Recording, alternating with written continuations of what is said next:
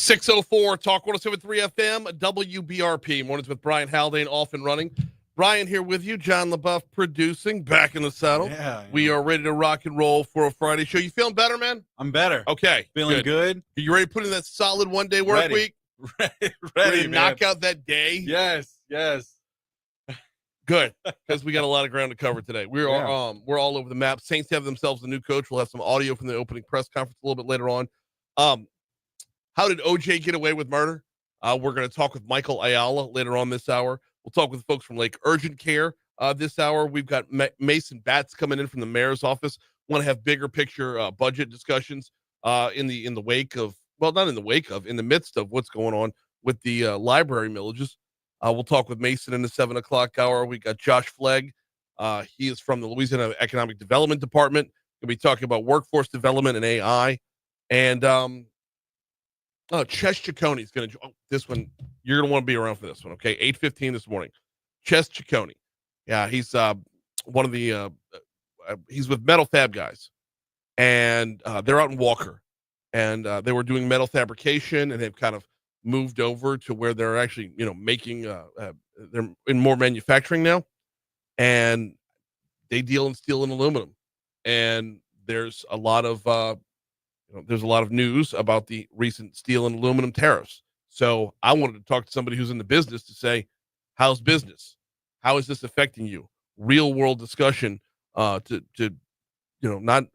we can hear from experts all the time, and it's important to hear from experts.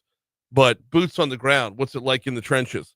We're going to hear from Chez Ciccone at 8:15, and then the folks from Small Cakes are coming by. They specialize in cupcakes, but it's Mardi Gras season, so we're going to talk a little bit about king cake as well. That's all coming your way throughout the show. However, we start with top stories and trending.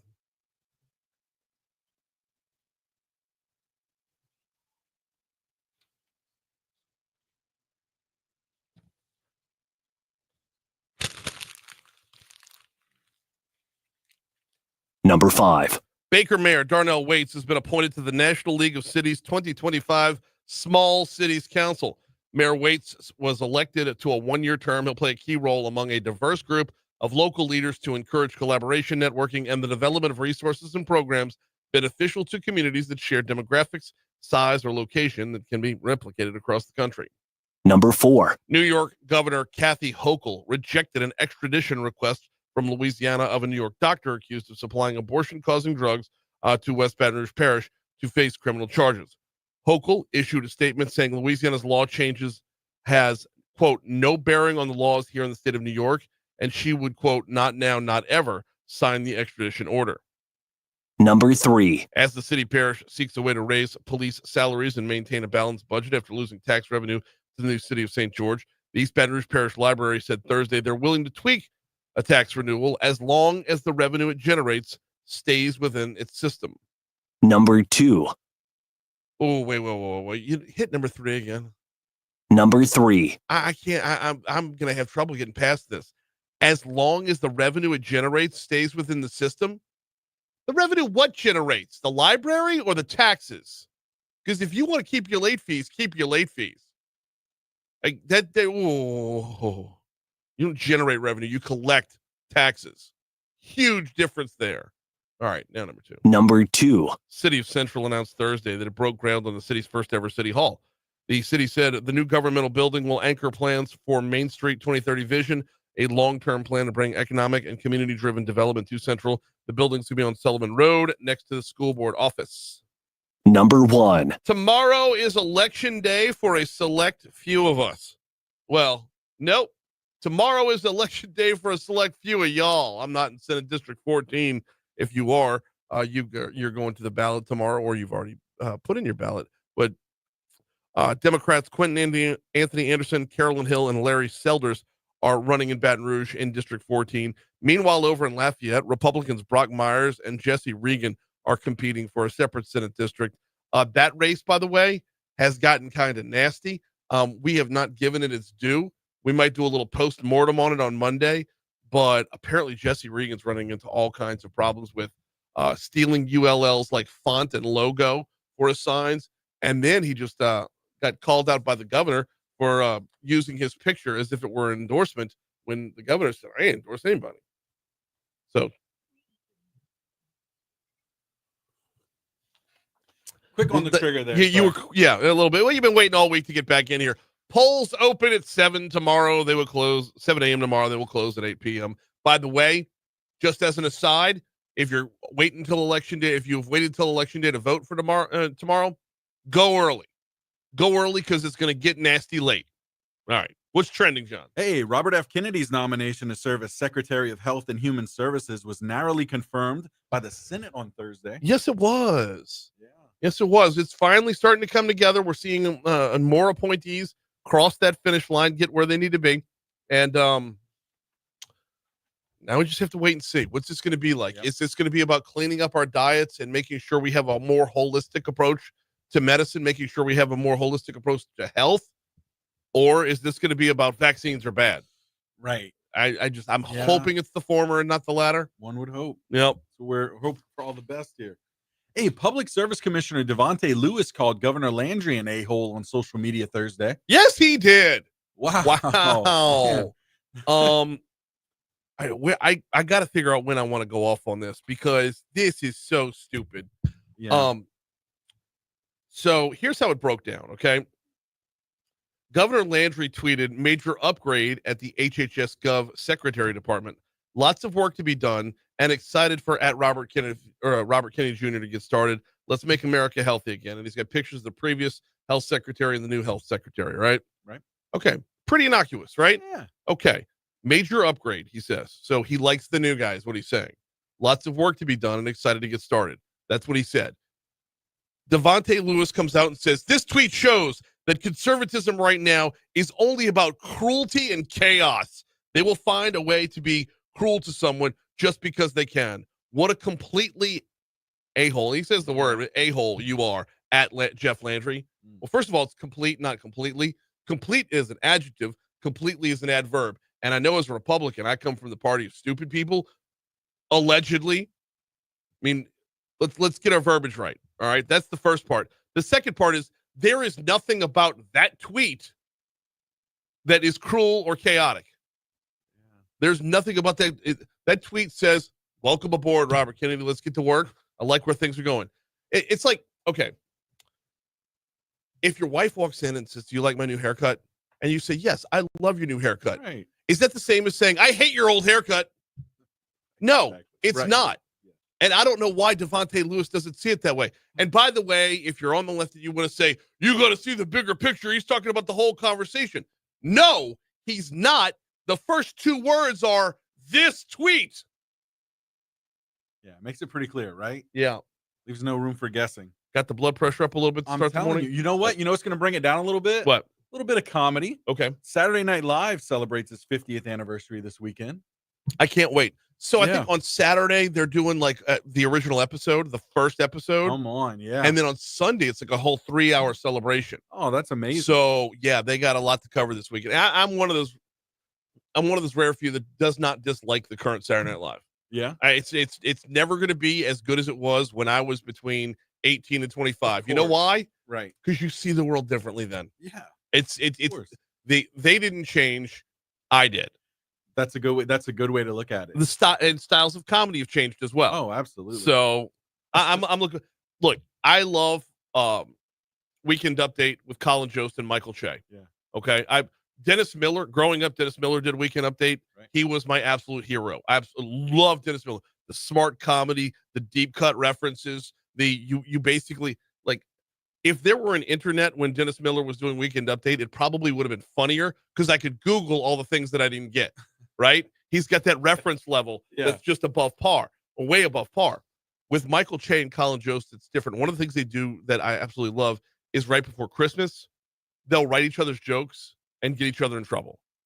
And it's a bit that is unbelievably hilarious. Oh, we're super long. 614 Talk 107.3 FM, WBRP. Let's take a quick break. When we come back, LSU baseball opens things up this afternoon. We'll talk about it next.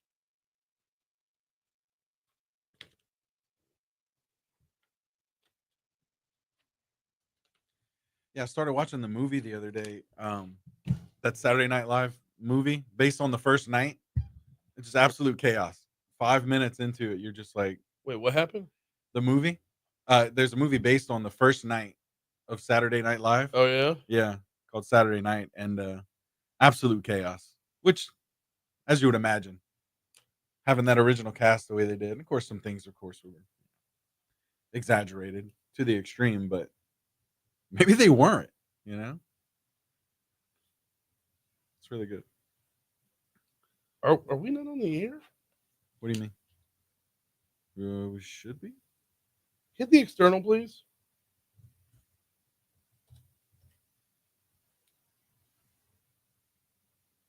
Kill my mic so I can hear those speakers.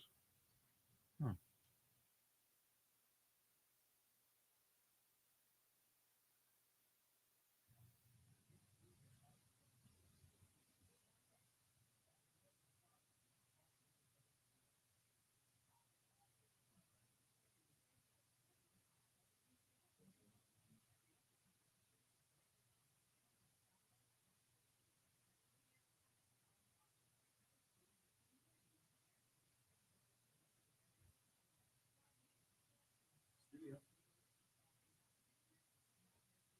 How's that? Yeah, we're getting texts about that. Yeah. Okay. Did they say you're there in gospel music?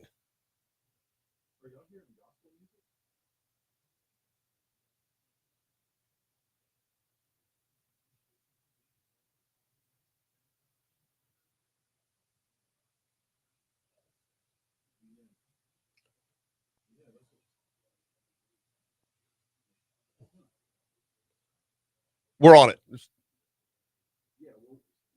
Let's. We got to get the engineer on the phone.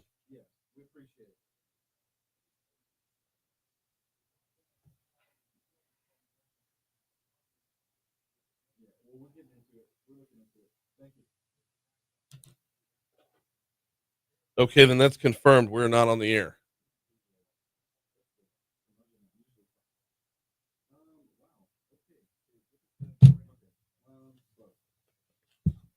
I just texted him. Yeah.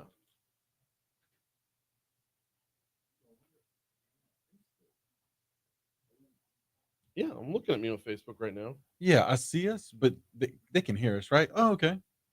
Yeah, they hear us on Facebook. Assuming y'all hear us. I mean, y'all are responding. Yeah, no, I'm hearing me on Facebook. I got it turned up. Oh, okay. We're good there. It's the problems at the tower. All right. When we get to 620, I'll call Bo.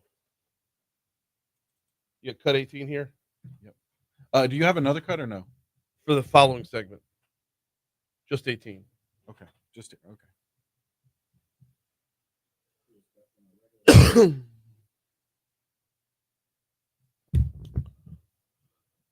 It is 6:17. Talk 107.3 FM, WBRP. Mornings with Brian Haldane rolling right along. If you're watching us on Facebook Live, you're not used to watching us there, welcome aboard. We understand there's some issues on the air that is being worked on. It will be worked on as soon as we get to our next break. And same is true if you're on the app. Welcome aboard there as well. It is sports time here at Talk 107.3 FM. Let's go ahead and start off with the much anticipated LSU baseball season coming your way starting at 2 o'clock today. 2 o'clock today in Alec Box Stadium. The Tigers will get underway. Ranked number 2 in the country. First opponent, Purdue Fort Wayne. LSU has a deep team this year. There's competition among players for spots in the outfield and behind the plate. Coach Jay Johnson wants his guys to focus on the now and not future playing time. When you're in there, you're not playing to get more playing time. You're playing to help our team win in that moment that you're in. Because otherwise, then you revert to trying to do too much, and then you lose their effectiveness as a player when we're trying to use them in a spot where they have great effectiveness as a player. And so I like where we're at in this thing in terms of maturity, but you don't know until the bullets start flying. And the other part of that is if you want to play tomorrow, succeed today, right? I mean, that's pretty straightforward as well. First pitch, 2 p.m. Over at our sister station, Eagle 98.1. Now, tomorrow, I got to check with programming to see how tomorrow plays out because tomorrow's game has been moved up. It was a 1 p.m. start. Now it's going to be an 11 a.m. start. Those 2 extra hours, they're hoping, LSU's hoping those 2 extra hours help them get the game in its entirety before the rains come in late Saturday afternoon. Meanwhile, and then they'll wrap up that 3-game set on Sunday. Meanwhile, over on, or actually on the road tomorrow, 5 p.m. Tomorrow, also on Eagle 98.1. LSU is at Oklahoma in men's basketball. Oklahoma 3-8 in conference play. So if you're going to grab a road conference win, this would be a good time to do it. That's Saturday, and then Sunday right here on Talk 107.3 FM, 2 p.m. LSU women are at number 3, Texas. Here's the Fox Business Report.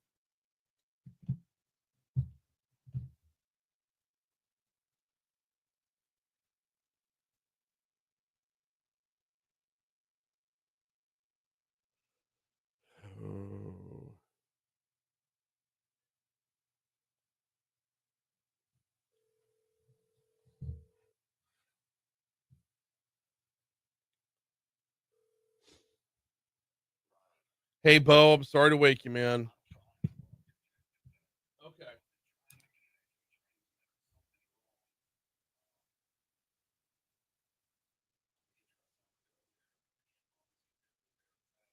No worries at all. We'll hold it down. We're on the app. We're on YouTube. We're on Facebook. I mean, I know that's a way smaller audience, but we're going to keep the show moving as the show goes. So.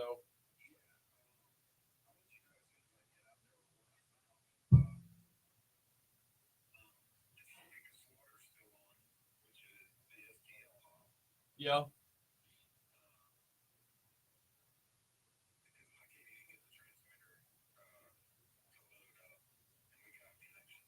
Okay. Yeah. All right. Appreciate it, Bo. Thank you. Bye. Okay, so it's definitely a transmitter problem. That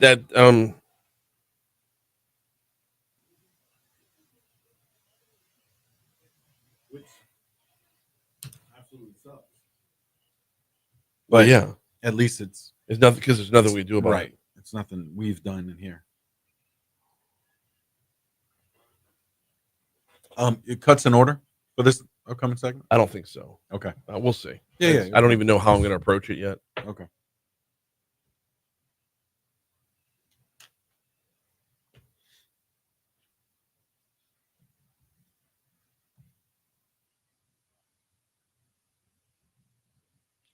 See, it used to be way back in the day before we had the interwebs. If we were going through the situation now, we could just sit back and not do a show. Yeah. And just chill. Wow. And sip coffee, run around the hallways. Talk about Saturday Night Live. Yeah. You know. Yeah, but some of our with best sketches. so many different outlets to get us now. Yeah. We're still broadcasting, which is convenient. Yeah. Yeah, for the listener, yeah, you have a place to go. Oh yeah, absolutely.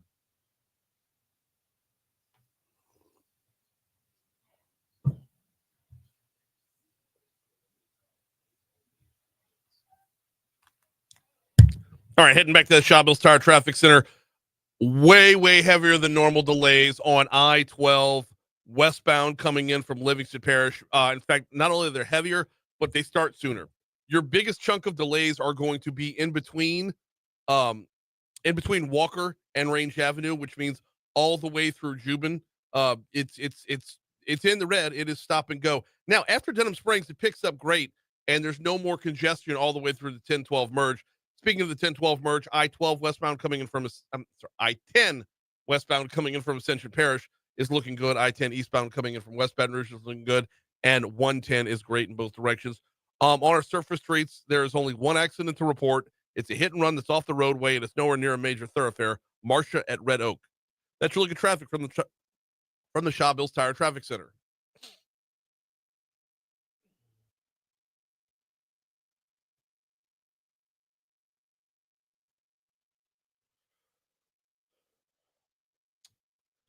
.624, Talk 107.3 FM, WBRP, mornings with Brian Haldane rolling right along. We're starting you off at 43 degrees in downtown Baton Rouge. Going to get up to the lower 60s before it's all said and done today. Kellen Moore's opening press conference was yesterday. We'll get into that in just a second. I do need a second, 60 of them, in fact, to remind you about the folks over at the Baton Rouge Metro Airport. FlyBTR.com is the website, FlyBTR.com. Whether you're talking business travel or mapping out that family vacay for the summer, FlyBTR.com needs to be your hub. It needs to be considered. You need to give a serious look here. And don't just look at ticket prices.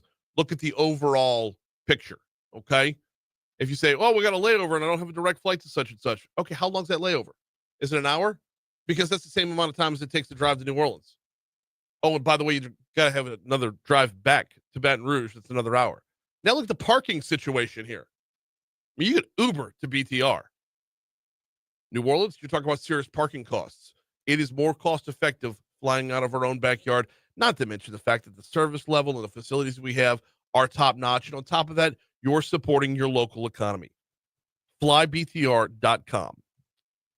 All right, Kellen Moore was announced yesterday, the new Saints head coach. Couple of different nuggets from the press conference we want to touch on in this segment. I tell you what, let's go ahead and start with the most basic of introductory press conference comments. The fact that the coach can't wait to make New Orleans his home. First, I just want to thank everyone for coming for this awesome opportunity. This is the start of an incredible place. This place truly is a special place for my family, for the opportunities we've had the last couple of weeks to win a Super Bowl in the Caesars Superdome and to now become the head football coach of the New Orleans Saints. This is such an incredible place, and we can't wait to make it home, and we truly feel honored. So, in learning about Kellen Moore along the way, there's been it'll be cut 29 here next, John. In learning about Kellen Moore along the way, a number of the conversations that have been had on our sister station 104.5, man, I'm hearing a lot of things that he's really sounding a lot like Sean Payton, for better or for worse. Moscona had somebody on who is a writer in Dallas, a sports writer in Dallas, who said with Kellen Moore, what you're going to get is the negative is sometimes he can be too cute. Sound familiar? Sometimes he can be the smartest guy in the room. Sometimes he wants to pass too much, but he shows more success when he runs the football, like the Super Bowl. Is there some Peyton influence there? Cut 29. Absolutely huge impact. Joe Lombardi was our offensive coordinator when I was a player in Detroit. Learned that system, grew in that system. Certainly a lot of that still has a huge impact on what we've done the last couple stops along the way. And so, there's certainly been a huge influence. I think a lot of us throughout this league, tons of respect and appreciation for what Drew and Sean did here. It set a firm foundation, set the pinnacle of what the standard is for this place, and certainly for offensive football throughout this league. For offensive football throughout this league, which means hiring a defensive coordinator is going to be the utmost of importance. You got to trust the offense with him. He said later on in the press conference he'd handle the play calling for the first season at least. So offensively, we know we have the offensive mind. Defensively, who have we got? Well, we'll get to that as time wears on. Right now, though, what's his overall vision for the team? We have an exciting future for New Orleans football. Our number one goal is to create an environment that allows every player, coach, and staff member to be their best. And this is the greatest team sport in the world for a reason, because it takes everyone. We know that when we do this, when we build a brand of football that we're all appreciative of, it's going to be a smart, fast, and a physical football team. And I know that our style, that Who Dat Nation will be proud of, and they will rally behind. We have a tremendous advantage in the NFL because of the phenomenal fan base that we have, because of the home field advantage that the Caesars Superdome provides. And I can attest to the daunting challenge that when you come into the Superdome as the visiting team, the challenges that you're going to have. Can't wait to get started. Who Dat Nation, appreciate you. Can't wait to go. He can attest to it because Philly played New Orleans, I believe it was week 3. And if this was, remember the first 2 weeks of the season when we thought the Saints were good? Memory. But it took everything Philly had to get out of the dome with a victory. And then, there they go on to win the Super Bowl. So, how things could have gone. Big question right now. The biggest salary cap hit would be at the quarterback position. What's it looking like for Derek Carr? Are we going to keep him around? Is he going to be the starter? Are we going to let him go and take that dead cap hit? What's that looking like? Cut 8. Derek's a tremendous quarterback in this league. I've had so much respect for him, the journey that he's been on. He's a starter in this league. He's a premier player in this league. He's had a great journey, obviously going from Fresno State to the Raiders and now here. Really excited to team up with him and go through this process. And so just like any player on this roster, I just got here a few days ago, and I'm excited to go through this journey with all of them. Oh, so open-ended right there, huh? He's a starter in this league. Looking forward to going over everything because I just got here. If I'm giving my honest take, I'd be surprised if Derek Carr doesn't start for the Saints next season. All in, he's your best bet to win for next season. That temptation to cut him, take the dead cap hit now and start rebuilding as opposed to limping another season. I get that temptation, but Man, if I'm a season ticket holder, I don't want to go watch a tank season. I don't have the kind of money to fling around. And I don't think most of the Who Dat Nation has the kind of money to fling around to say, oh, you know what? I'm going to buy this year's season tickets to go out and watch y'all lose just so I can hold on to my season tickets for next year. When you start rebuilding, I'd be surprised if it wasn't Carr. Hey, last one before do we have time for the last one? Okay, so if not Carr, what's attractive about this offense? Tremendous investment on the front line. Again, as we talked about, offensive and defensive lines, they're going to have such an impact on games. They're the pulse of your football team. We got playmakers in multiple skill positions. Very, very excited about that. On the back end, on defense as well, invested in those guys to have those pieces as well. And so I think we're in an excellent place to build moving forward. It's 6:30. Here's ABC News.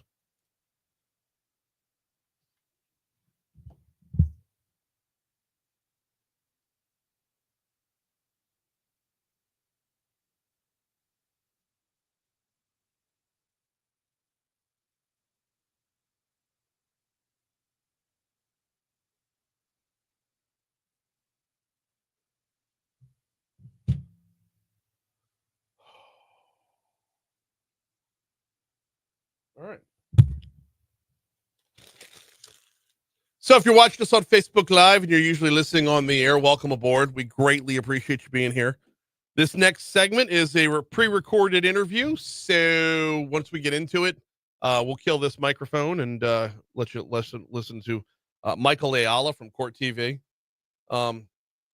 Hindsight being 2020, I probably should have realized that an interview for this morning. Michael Ayala is going to join us to talk about. He's the anchor. He's a Court TV anchor and host of Trial and Error. Why did OJ win? Oh, happy Valentine's Day from one of the greatest love stories of the 90s.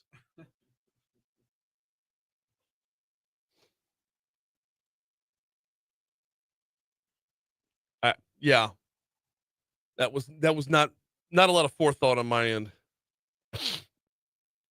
but just to kind of give you a little inside baseball, the on-air problem, if you're used to listening to us on air at this time, the on-air problem is at the transmitter. There is physically nothing we can do about it within the building.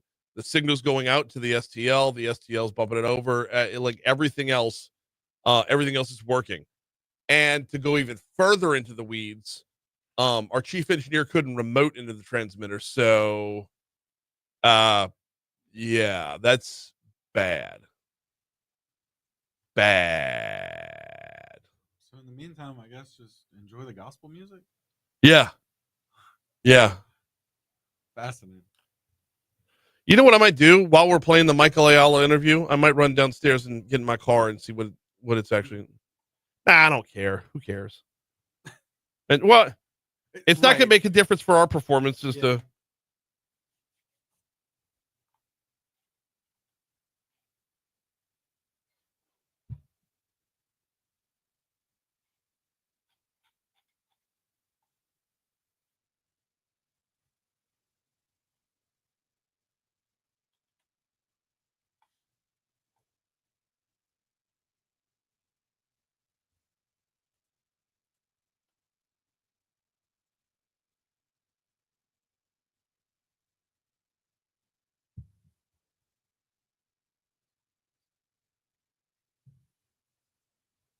Oh, Galen is okay. Galen's got a really good question here.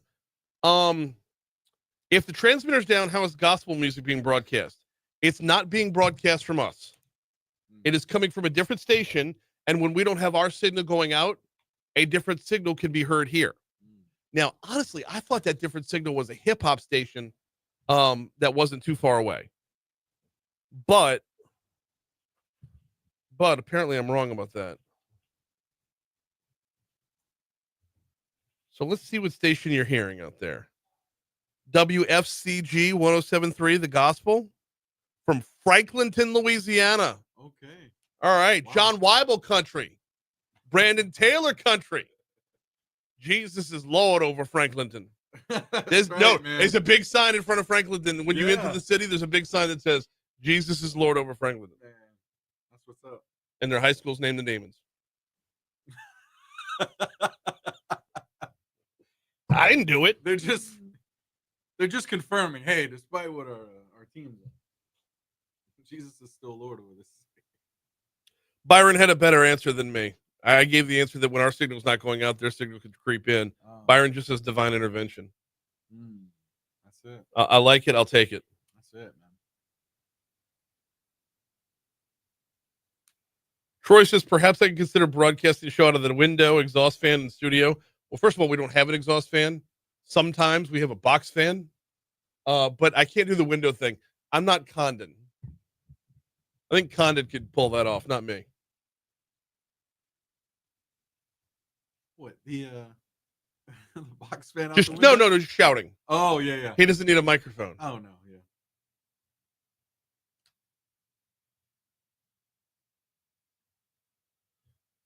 yeah. Could the problem be the delayed effects of studio smoke damage from Omaha Steak Day? Yes, that rare occasion where a year and a half later, it all kicks in.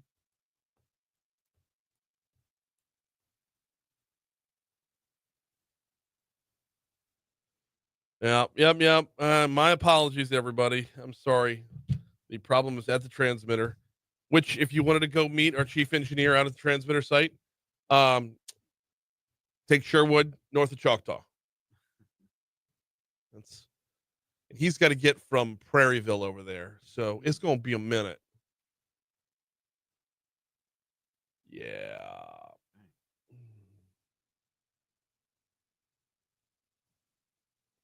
That caller who called, he was like, you know how I knew you were back? And I was like, what happened? Can't hear you on the air. I'm like, really? Well, that just shows he doesn't know his ass from a hole in the ground. Never has. All right, coming up in just a minute. Not the best foresight from me. We're going to talk with Michael Ayala, Court TV anchor and host of Trial and Error. Why did OJ win? Yes, I'm doing an OJ story on Valentine's Day. I grasped the irony. First, here's your forecast from Emma Kate Cowan.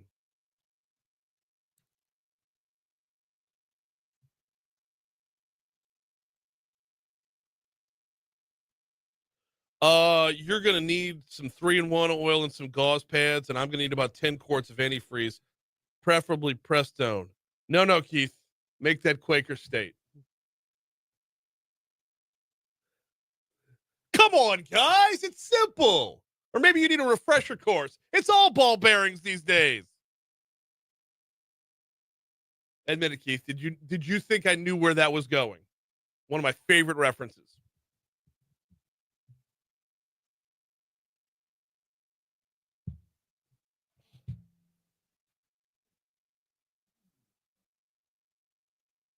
If you wanted to feel old this morning, you should know it's been 30 years since the opening statements of what became dubbed the trial of the century, talking about the OJ trial. Joining us now, Michael Ayala from Court TV. He's the host of Trial and Error. Why did OJ win? Michael, how are you this morning? Doing fantastic. Thank you so much for having me on the show. Appreciate it. No, glad to have you on the show. It's 30 years. 30 years since I graduated high school, 30 years since the OJ trial. And it's still talked about today, the OJ trial, not my high school. But how is it that this particular trial, this particular case has compelled us as a nation for this long? Well, I think it has to do with the true crime boom, right? I think this was really the genesis of the true crime obsession that this country has. And you couple that with the idea that this probably, in the minds of most people of a certain age, was the biggest injustice ever in the justice system. I think you combine those two things, and that's why it's persisted all these years. It really has. And when you add into that equation the personality involved, I mean, because up until the double homicide in Brentwood, up until then, he was O.J. Simpson, 2,000 yards. O.J. Simpson, he was Nordberg, for crying out loud. And he was loved by everybody. So when you add that little mix into the equation, it just makes it that much more compelling. Yeah, I would have to agree. I mean, when you look at this case, the celebrity that was involved, and some of the big names that were involved in the case as well. You're talking Johnny Cochran, Barry Scheck, Alan Dershowitz, F. Lee Bailey. I mean, all these folks involved in this case. I mean, you put all those things together. Again, this was a perfect storm And then it sort of is the sort of footnote to the Rodney King riot, right? This Right. happened right after that. You start talking about domestic violence, race relations. It just had so many elements that still sort of resonate today. And I think that's why it's maintained its in the people's interest. All right, so we got Trial and Error. Why did OJ win? It's going to be in 6 parts. It actually debuts on Sunday night on Court TV. Tell us what we're going to see in Trial and Error. Well, in Trial and Error, we wanted to take a look. Now, there's been so many documentaries on OJ, and what we wanted to do was really take a look and answer the question, as the title suggests, why did OJ win? Mhm. What were some of the factors that led to OJ winning? Because I think most people, even those who are not necessarily troubled as much by the verdict, believe that perhaps OJ was guilty. There certainly was enough evidence that had this jury come back with a guilty verdict, I don't think many people would have batted an eye at all. And so we wanted to look at what happened here. What were some of the factors that led to a not guilty verdict? And as I mentioned, I think there were quite a few, from the domestic violence and our lack of understanding at the time back in 1994, the race issues that were playing out, the actual time and the zeitgeist of that time right after the Rodney King murders, some issues and problems in the courtroom, the relative strength of the trial teams. I think all those played a role in the outcome of the trial. Within all the things that played a role in the outcome of the trial, is it possible that he actually was innocent? Certainly it was. I mean, again, I think this jury was open to the idea that this was a frame job. I think once you start stacking the evidence, one piece of evidence upon another, the Bruno Maglia's shoes, the bloody sock in the house, the bloody glove in the driveway, the timeline as presented by the jury, the escalation of domestic violence that we have a much better understanding of today, I'd be hard-pressed to say that he was not guilty of this crime. And again, I'm not going to substitute my judgment for those 12 jurors who listened to the evidence, were in that courtroom the entire time, and decided that he wasn't. But if they had found him guilty, I'm not sure many people would have batted an eye. We're talking with Court TV's Michael Ayala about the upcoming Trial and Error. Why did OJ win? The first part is going to debut on Sunday night. Michael, you did have a front row seat for this one as a reporter. How did your coverage then affect your reporting or contribute to this series now? Yeah, Court TV, I was reporting at Court TV, and I was in and out of the trial. We had a reporter, Beth Karras, who was there on a daily basis. And one of the things that I was doing, I was sort of going outside the courtroom to get people's opinions, gauge what public opinion was on the trial. And the thing I kept coming across more and more was this idea, again, this willingness to accept the idea that the police were corrupt. Many people had difficulty with that idea, but I think people, specifically in that particular community, because of their longstanding issues with the Los Angeles Police Department, were more than willing to accept this idea that there were corrupt cops who were racist cops who wanted to frame an icon of the Black community. And I think that fueled a lot of what was going on and some of the sentiment we saw. And I think probably having spoken to quite a few jurors played a role in how they ultimately viewed the evidence and made the decision that they did. Well, and this isn't coming up Sunday. This is the follow-up episode that we'll see on February 23rd, talking specifically about Mark Furman. Did he deserve what he got there? Because, I mean, his life wasn't the same after this trial.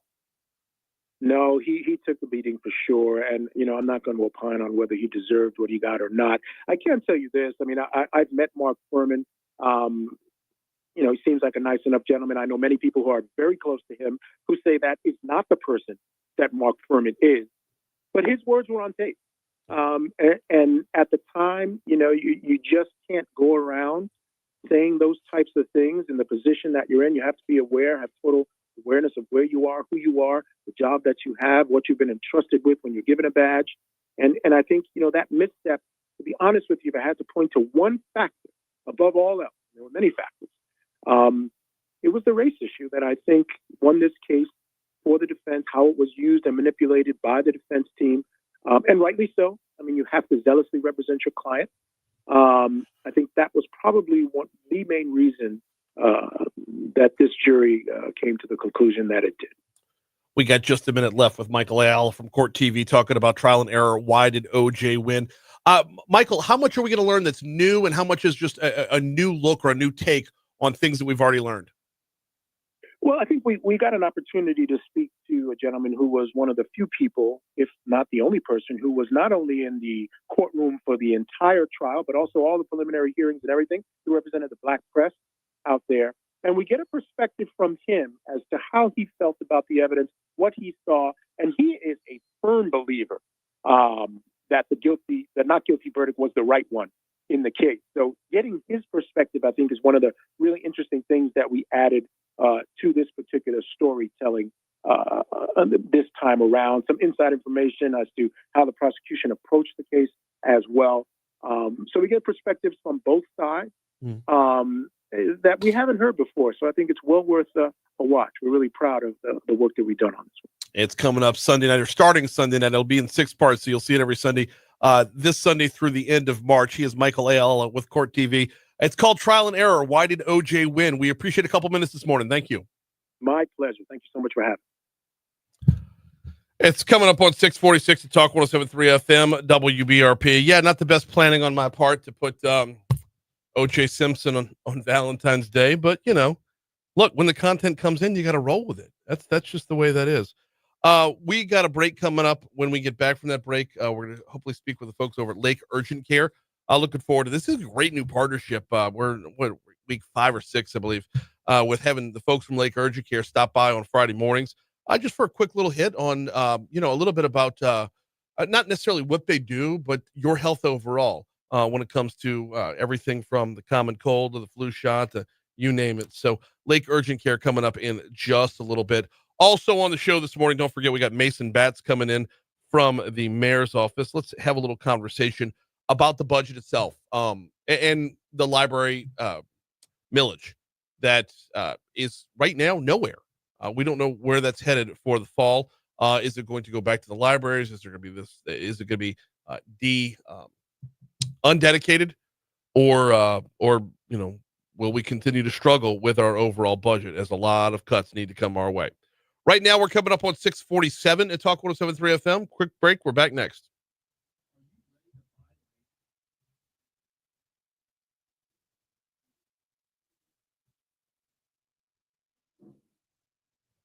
Okay, Patrick, I watched the clip on YouTube just now, and maybe my phone is the screen's too small to see what's in the diagram.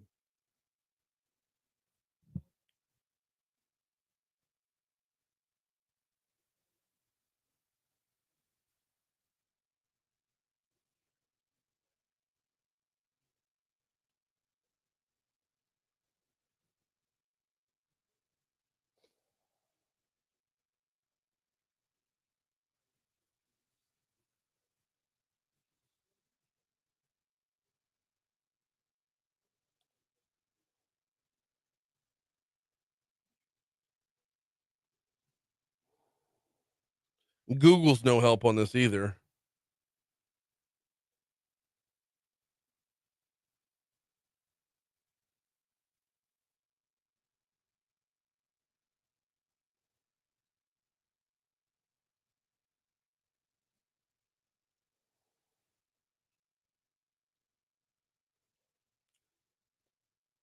And good morning, Christy. Happy Valentine's Day, sweetheart.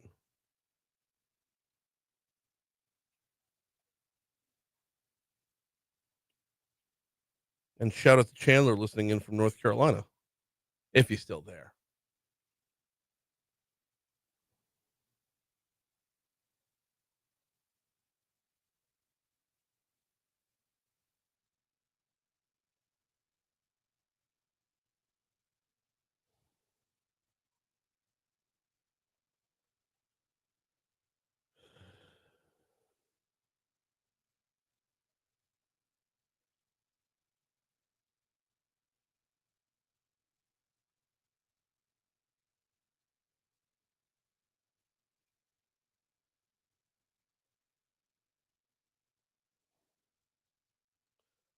To what post?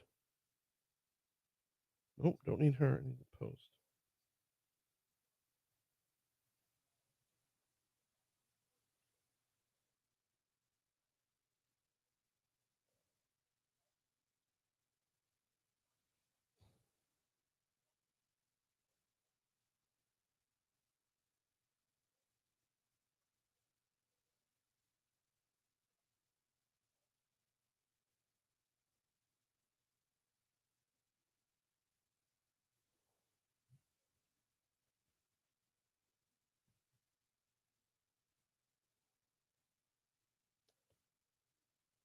What?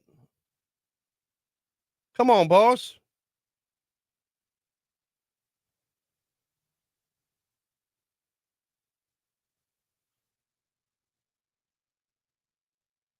I'm starting to worry we're not gonna have like urgent care here. Probably for the best though. I could just vamp for 8 minutes if we're still not on the air. I really don't want to vamp for 8 minutes. Damn it. Tell you what, let's do. Let's steal a LRN story real quick. Okay. I got Valentine's Day at 7:55. Right. I got those.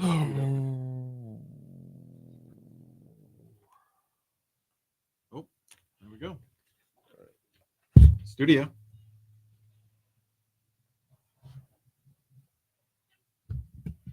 All right, Dr. Cabrera. Yeah. Let's see. And can you give me a spelling on that? It's Cabrera. All right. Can I get a spelling on that? All right. Perfect. Do you mind holding for one moment?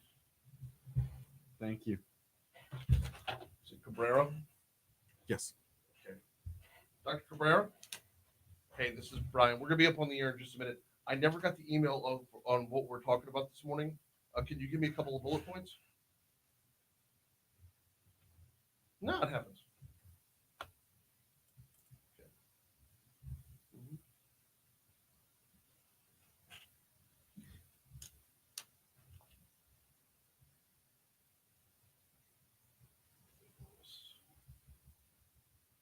Okay. What was your first name?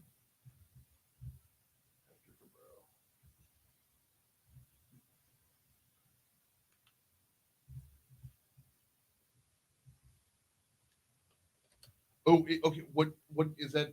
The medical weight loss program? Does that get into like the Wegovys and the Ozempics and all that, or is it something different? It is that.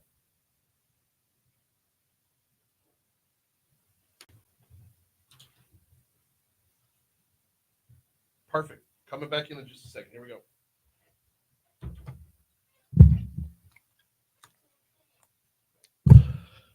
We're at 6:52 at Talk 107.3 FM, WBRP, mornings with Brian Haldane, rolling right along.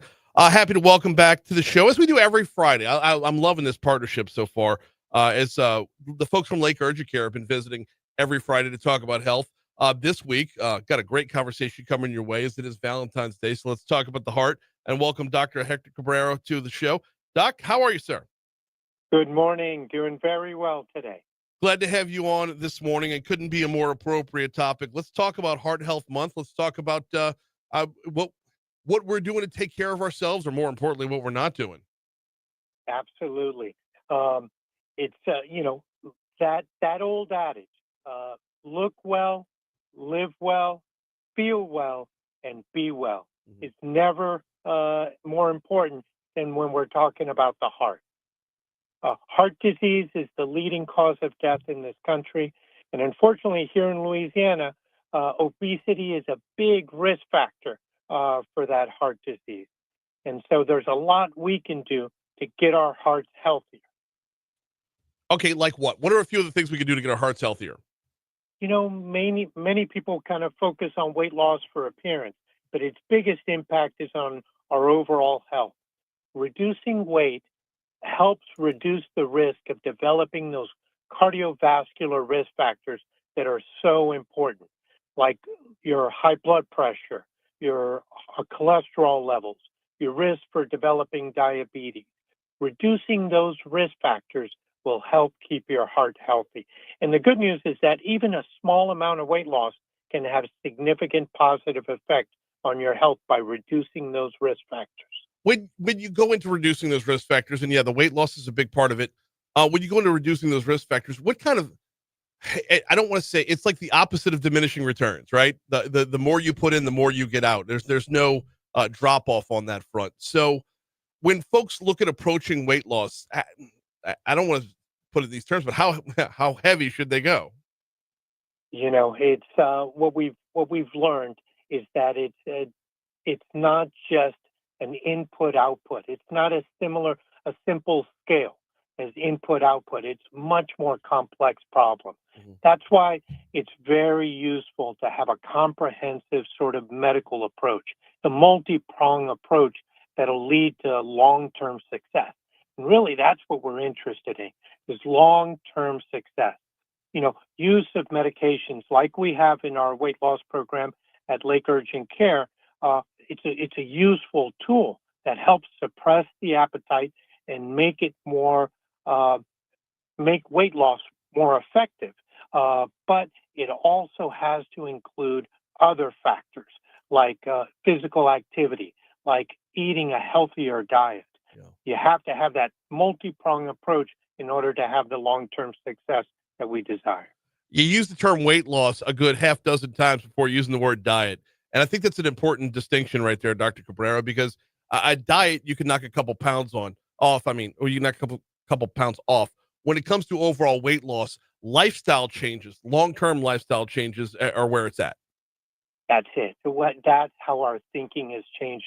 And most obesity medicine specialists realize that it's a complex problem. It's not that simple equation, calories in, calories out, to give you those results. Multi-prong approach. And it includes physical activity, healthy diet, and sometimes the use of these medications that suppress the appetite, like tirzepatide and semaglutide. When it comes to the tirzepatide and semaglutide, we're hearing a lot of it knocks the appetite out. Is that an oversimplification of what they do? It is. They're complex medications that slow down transit in the gut, and so they give this. They affect your sensation of satiety, being full. So you feel full, you're less hungry. But they also impact the craving, and so it's a complex way that they really help reduce your appetite. But they have other benefits, and there's a lot of news recently about benefits that have been found to help reduce the risk of heart attack and stroke. There was a major study called the SELECT trial on semaglutide, and recently also there have been studies on tirzepatide that have shown benefit in the treatment of obstructive sleep apnea. And so a lot of these risk factors that can be modified by weight loss will help protect your heart. We got right at 2 minutes to go here with Dr. Hector Cabrera from Lake Urgent Care. Man, I've got so much I want to get into on this one. How much of a connection is there between being overweight and sleep apnea? A significant risk factor. Now, sometimes there's other factors, obstructions in the upper airway, but it is a significant risk factor. And weight loss can reduce or eliminate that illness. And we know that obstructive sleep apnea, if untreated, can put a strain on the heart and contribute to the risk of that heart problems. Well, I mean, the simple answer there is that sleep is when your body fixes itself, and if you're not getting that sleep is every bit as much of a part of the equation as the exercise and the diet. That's right. It absolutely is. There really are, four major things. So, a heart healthy diet, not smoking, physical activity, and then adequate sleep. Inadequate sleep or sleep deprivation and obstructive sleep apnea is a big part of inhibiting good sleep. Stresses the body. And so there's inflammation, there's certain hormones, fight or flight hormones that kind of kick in that are all harmful for the heart. We got less than a minute to go with Dr. Hector Cabrera from Lake Urgent Care. If folks want to learn more about your weight loss program and medical weight loss, where can they go? They can go to our website, lakeurgentcare.com, to book your appointment and learn more about our program. So feel well, look well, but be well is the important goal. He is Dr. Hector Cabrera. I appreciate a couple minutes this morning. Happy Valentine's Day to you. Happy Heart Month to you. Same to you. Absolutely. We are coming up on 7 o'clock at Talk 107.3 FM WBRP, which means we're going to get caught up with ABC News. We'll do traffic, weather on the back end. Then hour 2 is on its way next.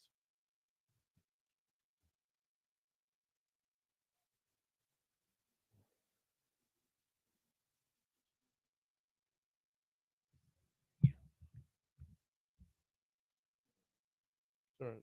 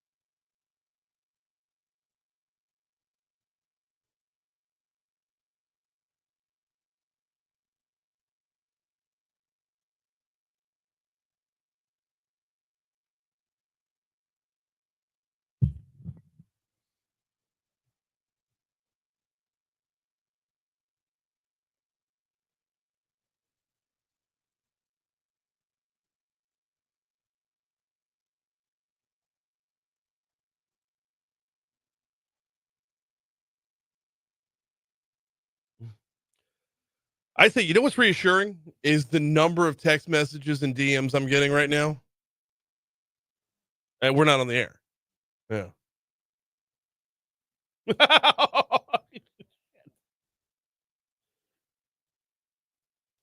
Brutal.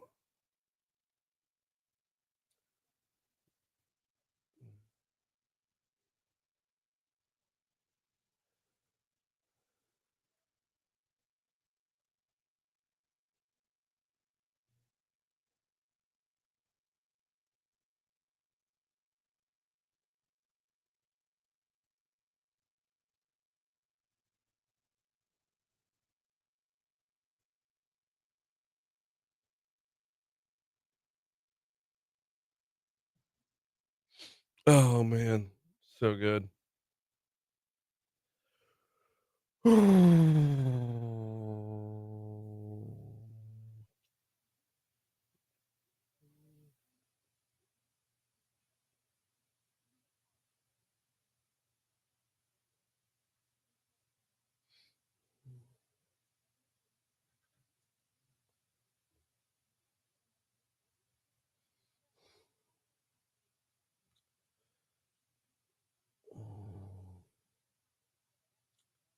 Love this. That's working smart.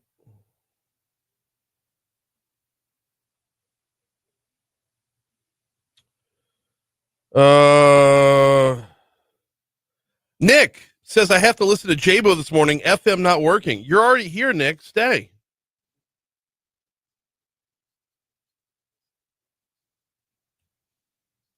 I mean,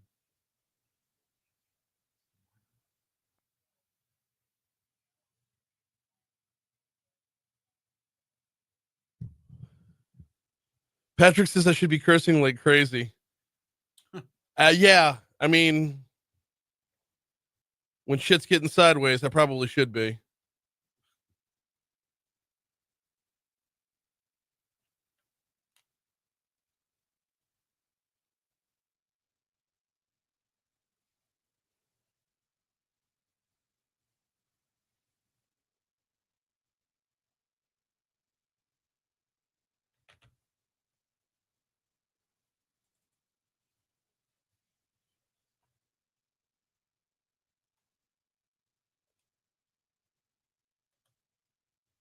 I'm a little bit bummed that we had to burn that OJ interview while we were only on Facebook and YouTube and the app.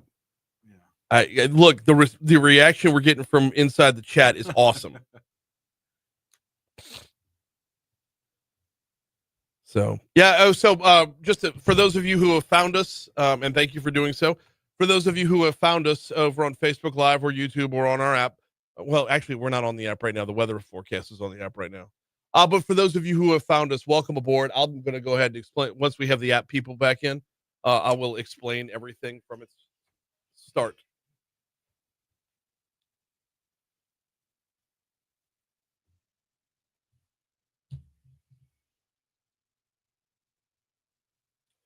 But don't you worry, child. See, heaven's got a plan for you. Yeah.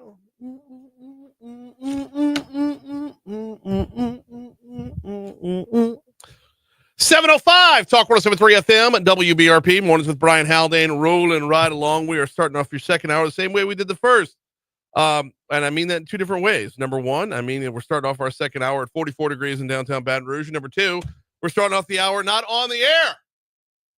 It happens, y'all. It's unfortunate, but it happens. Things break.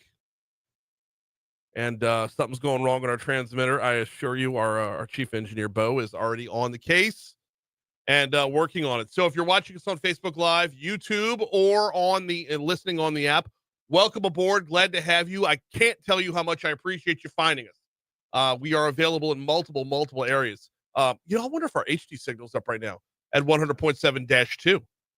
We're there as well. I don't know if that would go through the transmitter first before getting there. But nonetheless, there's nothing we can do about it within the building.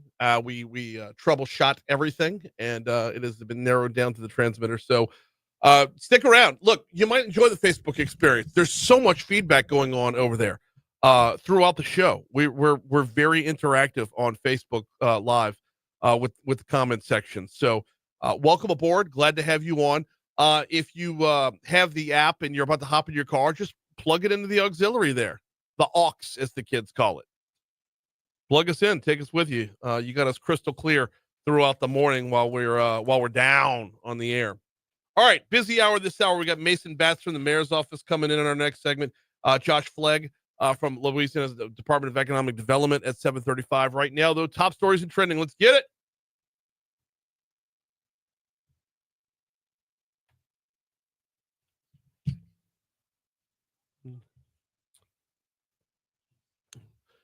Number 5. Baker's mayor, Darnell Waits, has been appointed to the National League of Cities 2025 Small Cities Council. He was elected to a one-year term. So basically what he does is he works with other leaders, encouraging collaboration, networking, and the development of resources and programs beneficial to communities that share demographics, size, or location that can be replicated across the country. Number 4. New York's Governor Kathy Hochul rejected an extradition request from Louisiana of a New York doctor who's accused of supplying abortion-causing drugs. The extradition was going to come down to West Baton Rouge Parish to face criminal charges. Hochul issued a statement saying that Louisiana's law changes have, quote, no bearing on the laws here in the state of New York, and said she would not now, not ever, sign the extradition order. Number 3. As the city parish seeks a way to raise police salaries and maintain a balanced budget after losing tax revenue to the new city of St. George, the East Baton Rouge Parish Library said yesterday they're willing to tweak a tax renewal as long as the revenue it generates stays within the system. Number 2. The city of Central announced yesterday they've broken ground on the first ever city hall. The first ever city hall for Central. The city that said that the new governmental building will anchor plans for Main Street 2030 vision, a long-term plan to bring economic and community-driven development to Central. The building's on Sullivan Road, or will be on Sullivan Road, next to the school board office. Number 1. Election day tomorrow in Baton Rouge and Lafayette. A select few folks out there get to go to the polls to do their civic duty one more time. I say one more time.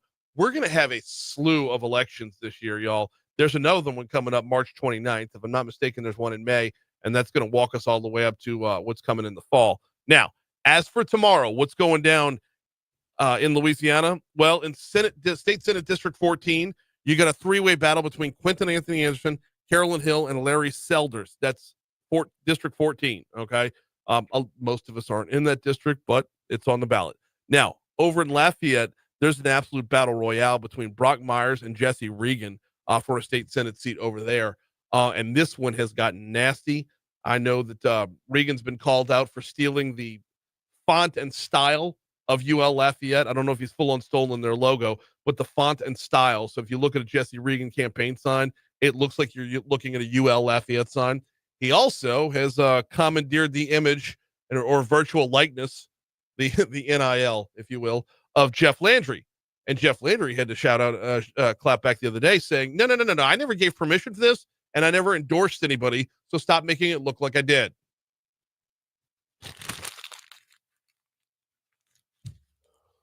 What's trending, John? Well, Robert F. Kennedy Jr.'s nomination to serve as Secretary of Health and Human Services was narrowly confirmed by the Senate on Thursday. All right, time to get to work. He's on the clock now. That's it. Look, a lot of the wailing and gnashing of teeth that has gone on, we get to see it play out in real time. And the hard part here is being patient. Watch it happen, okay? If things start to go wrong with his actual actions, as opposed to things going wrong according to rhetoric, well, then we can start to talk. Then we can start to reverse course a little bit. Now, we'll tell you this. Of all the negative rhetoric about Robert F. Kennedy Jr., none of it is about anything he would push on us. Yeah. Right? Yeah. Like, he's not going to ban vaccines. He might he might take a look at making them non-mandatory, but still go get your vaccines. Right.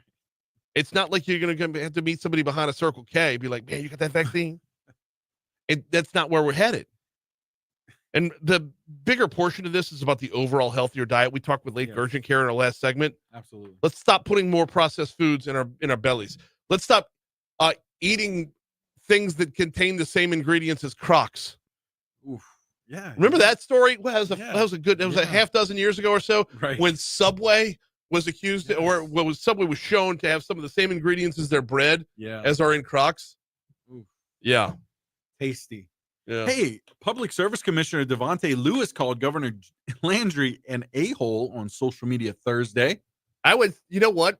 Hey, way to segue into that, huh? Well, you know, I mean, maybe. I don't know if we're on the air yet or not. So I would say just go ahead and say, oh. No, because you know that's the Let it second we'd fly. be back on. That would be, the and you know, it second would fall on me. Right. It would fall right on me. 100%. The moment we're on social media and an app right now. The FCC has no standing over us right now. the moment it drops, yeah, you'll be getting texts. Brian, your producer, what the heck is going on? it's like when you're out with buddies at a restaurant or a bar, and the moment you tell the punchline to the joke, is when the rest of the place gets quiet. Extremely quiet. Yep. Yeah. Oh man. Oh goodness. Hey, Saturday Night Live celebrates its 50th anniversary this weekend. Yes, they do. Yeah. Yeah. There's that. All right, so let's get a separate conversation going on in the chat. Let's see if we can do this. Okay. Okay. Best era of Saturday Night Live, best overall cast, best era. I'm guaranteeing you. No. Here we go. Best era and your age. I want those two things. Those two things combined are very, very telling. What is the best era and what is your age? Let's holler over on the Facebook live chat. Right now on air, we got to take on air. Where we're at, we got to take a quick break. When we come back, we got Mason Batts coming up next. Yo, man.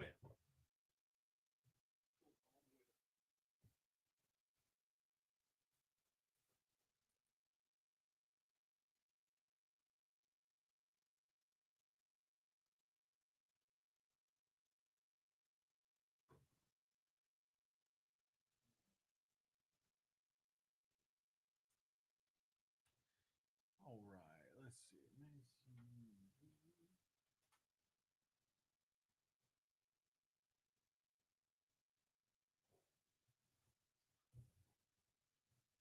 All right. Let's see what we got here.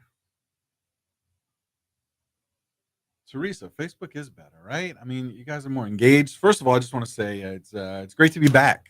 Great to be back. I know I'm kind of just the voice behind here, but really great to be back. So, yeah, sound off with the SNL.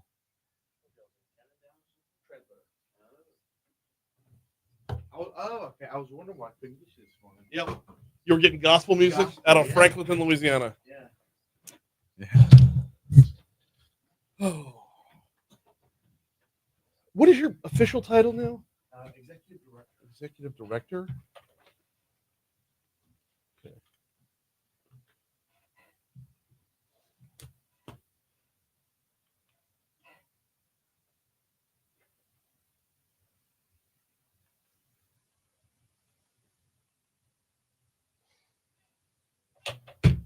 All right.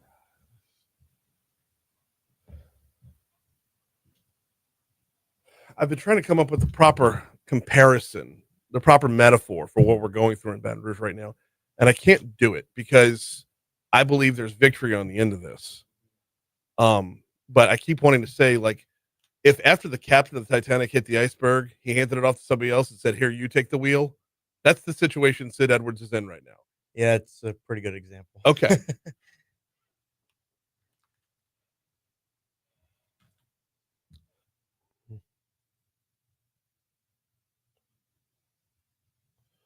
$7:15 Talk 107.3 FM, WBRP, mornings with Brian Haldane, rolling right along. On air signal or not, we got you covered this morning, y'all. A lot went down this week, and yet a lot didn't go down this week when it comes to the city parish budget and how we're going to allocate funds and how we're going to prioritize, triage, whatever term you want to use when it comes to the tax dollars that the city parish collects. Joining us now to talk about this, the executive director from the mayor's office, Mason Batts. How are you, sir? Doing well. How are you? I'm very well as well. Walk me through the events of this week and like what really went down, because a lot of what was reported, I don't want to say got skewed, but no, it got skewed. Yeah, I think that's a pretty good way to say it got skewed. So I think the major thing was Wednesday we had the Metro Council meeting. lots of police officers there. Lots of people supporting the library were there. Other people from the community on either sides of this conversation. Lots of disinformation has gone out about what kind of the mayor's plan is and what it would do to the city parish budget and the library budget and that kind of thing. But what happened on Wednesday was they were either going to defer, they were not going, the council was not going to move forward with the library's tax proposition. Mhm. There was some debate on whether they should delete the item altogether or defer it. They could not come to a consensus, so they ran out of time, and essentially that ended up being a pretty much a deferral to a later date than if they'd have voted to defer. So the earliest they can hear this again is March 28th, Okay. which is 2 weeks after our proposition is heard, like on the 12th or the 13th. Okay. What is your proposition or y'all's proposition? Our proposition is to slightly decrease the millage, down from 11.1 mils to 9.80 mils in property tax. Take that and move it out of the dedicated fund for the library and move it into the general fund of the city parish. Okay. What this will allow us to do by doing this is to fully fund the libraries at an excellent rate, at the most out of any other parish in the state of Louisiana, but also allows us more flexibility as we face a large budget deficit coming up next year. Okay. One important note here, and Coach Mayor President Sid Edwards mentioned this when he was on with us on, I believe, Monday. Nobody voted to move these dollars. When it comes to something that we voted for, we have to vote again to move these dollars. And Mayor Edwards was very, very clear that our dollar, my dollars, your dollars, John's dollar. Well, John lives in Denham, but our dollars, for those of us that live in East Baton Rouge Parish, we have final say over where they go. Now, that being said, I can't imagine a camp that doesn't want to pay police more or fix our roads or fix our drainage. But that, at the end of the day, though, the democracy side of this has to reign supreme. That's right. You know, it's been about 40 years since this happened. Mhm. And this actually saved the city 40 years ago by moving the library into their own dedicated tax. Mayor Screen was able to use some of those other funds to fund other things when they were facing a deficit then. Okay. So as the libraries saved the city 40 years ago, once again, the libraries can save the city today. And like you said, all we're asking the Metro Councils to do is to let the voters decide. Mhm. If they don't want to go along with this, that's fine. But I don't think any of the people in our office, and especially not the mayor, could look at all of our department heads, could look at the police chief, look at the fire chief, and ask them yet again to cut more of their budget while we have other areas of the city that are living high on the hog and have over $100 million in surplus that they just can't find a way to spend. I don't want to make you the target of this, but you're here right now and you're representing the office. So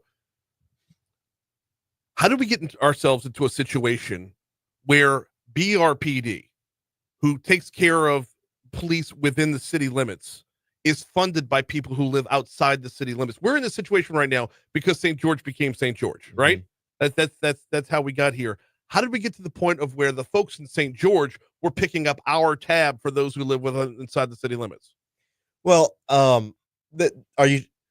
if we do this dedicated, if we rededicate this millage into the general fund, none of the money that will be coming from property tax in St. George Central, Zachary, or Baker will be used to fund BRPD. Well, what we're going to do is take a chunk of the one-time monies that are in the surplus, and we're going to use that to pay down a good bit of debt. Doing that will free up about $9.6 million per year in the general fund reoccurring, and that is the way that the pay raises we paid for to BRPD. Okay, that was a way better answer than bad decisions by previous administrations, which was probably my answer to the question. We got Mason Batson with us. Okay, so go back. You said 9.8 mils is what the library would drop down to? Yeah, it wouldn't be the library anymore, but yes, but that's where the tax would drop down to. How can the library get reassurances that they're going to be completely funded? Because once it becomes undedicated, it's in a pool that's up for grabs for everybody.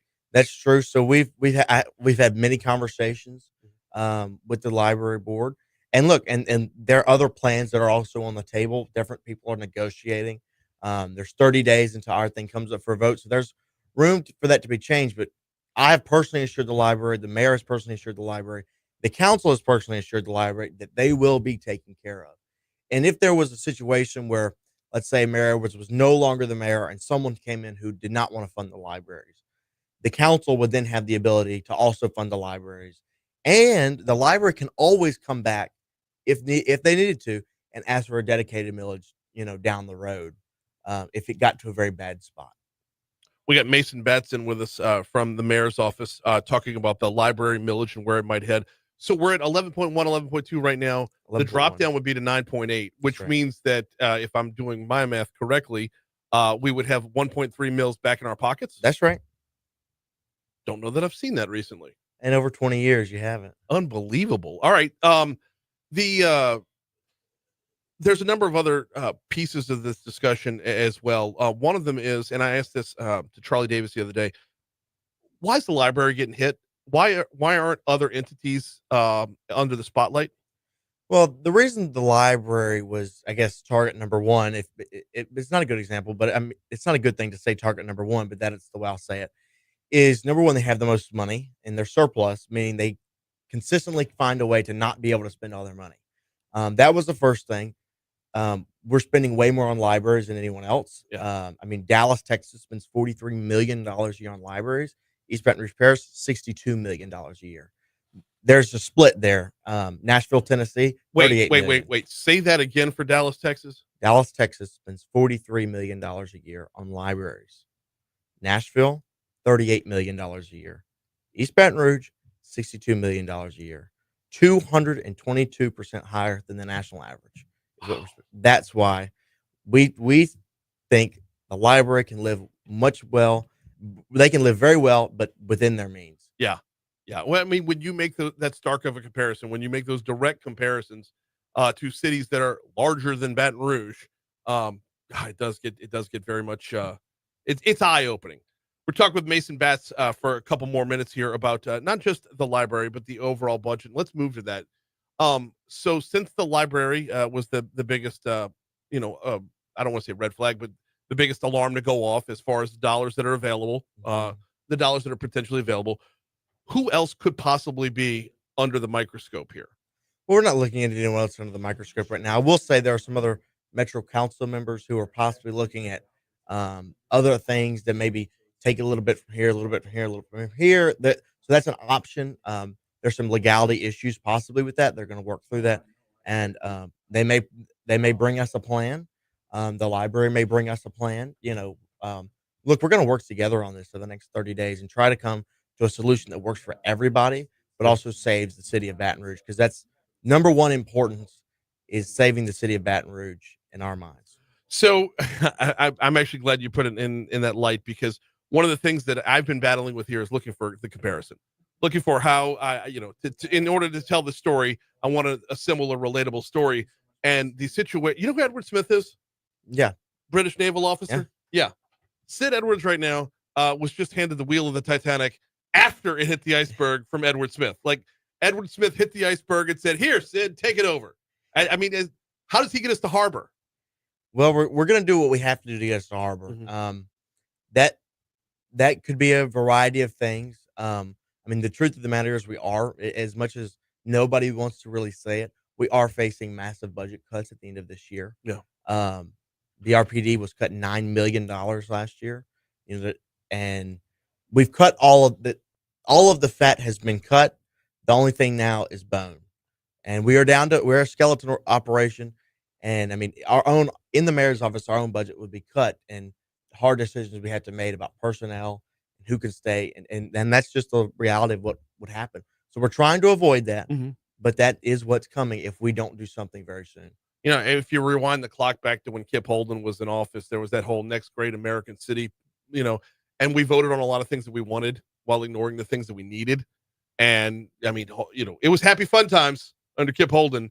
And then Sharon Weston Broome, God love her. Like, I know there's a lot of folks out there that wanted her gone. That's why she did not win re-election. But God bless, she did her level best to keep all the plates spinning, But there's only so long. It's just not sustainable to do it the way we were doing it. That's right. This year's budget was propped up, and really the last couple of years, but this year in particular, with one-time dollars from the federal government through the American Rescue Plan Act. And those dollars are no longer available. And so the things that were used to kind of get us by for one more year are no longer there.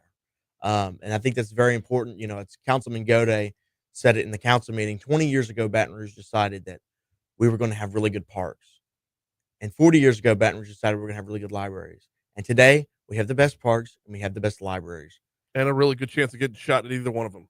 and the really good chance of getting shot either at, and one of them was one person was shot in Delmont in January. I feel bad for the library because while they're in this battle, this literally happened in real time. Someone got shot outside the Delmont Gardens branch of the library and went inside looking for help. That's right. And if we would have decided 20 and 40 years ago that we wanted to have really good public safety and really good infrastructure, we'd be having a very different conversation today. That was not the decision that was made. Yeah. But at some point, if we don't start making these tough decisions about what our priorities are, we're never going to get out of the slump that we're in. Couple minutes left with Mason Batts from over at the mayor's office. Mason, let's talk timeline real quick because you said that negotiations planned out for 30 days. Nothing's going to be on a ballot before October. What's our timeline for bills coming due when the rubber really meets the road here? Are we good for this year? That depends. We are currently budgeted fully for this year. Now BRPD is facing some tough budget decisions. I mean, we have 11 months to basically find a way to not spend $9 million of their budget. Yeah. Which is tough, and it's a tough decision. So that could potentially cause some problems. But yes, we're pretty much afloat for this year. We have to present the budget to the Metro Council in November. That's why we're trying to get on the October ballot. Yeah.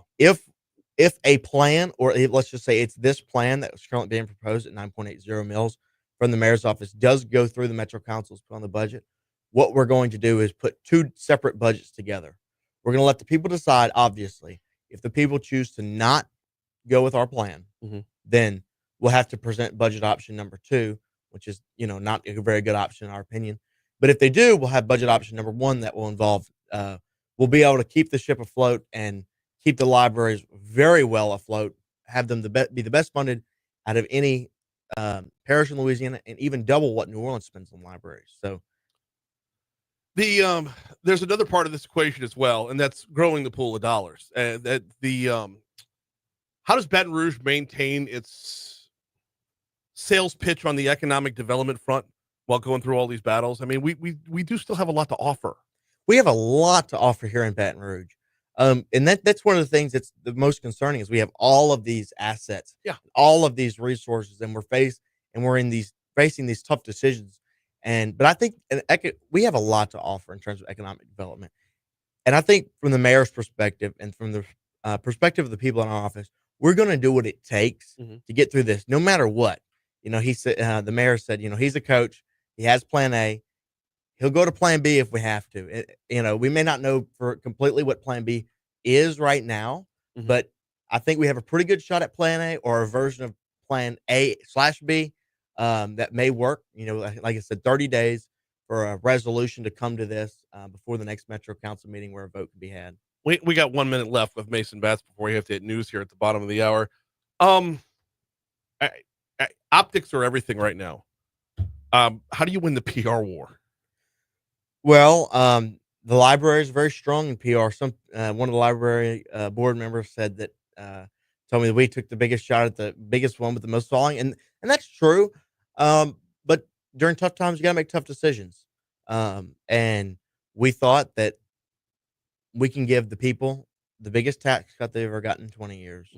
We can pay the police more than any other municipality in the state of Louisiana. They'd be the second highest paid, right behind the state troopers, and they can't be paid more than them. We can fix drainage in this city, and we can give this city the shot in the arm of infrastructure and economic development it needs to prosper for not the next 4 years, but for the next 25 years if we do this. So I think if people can see that, they can see where the vision is going, and we can still have the greatest libraries in the nation with this tax proposal. He is Mason Batts. I appreciate a couple minutes this morning. Thank you so much. Thank you. Here's news. Well done, sir. Very well done.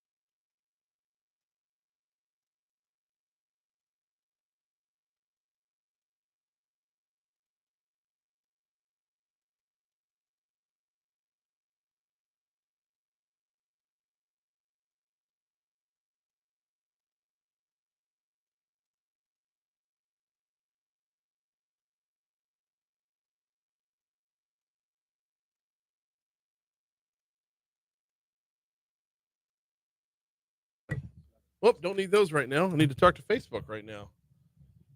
Oh, what you say, guys? Are we going to oh, hell, I lost it. Let me reopen. Matt says, I got a preacher man on the radio. Are you talking about the gospel station, or was I getting too preachy in the last segment?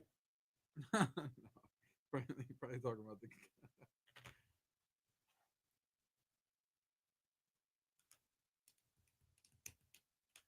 Yup.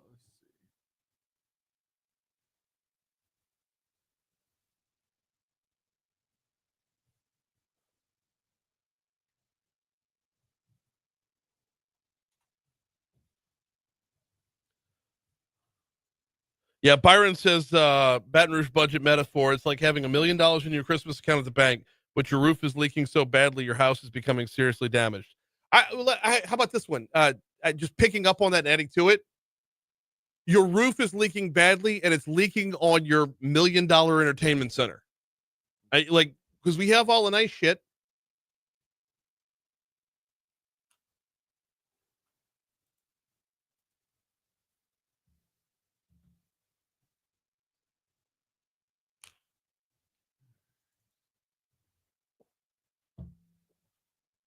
So Keith lost Facebook. You got it back, Keith? Okay. Looks like you got it back. Okay, cool. Good. How much money was spent on a library downtown that no one uses? An unbelievable amount. I don't remember the exact numbers because you have to add in not just the construction costs, but when it almost fell down and it had to be on hydraulic jacks for a year, add that shit into the mix too.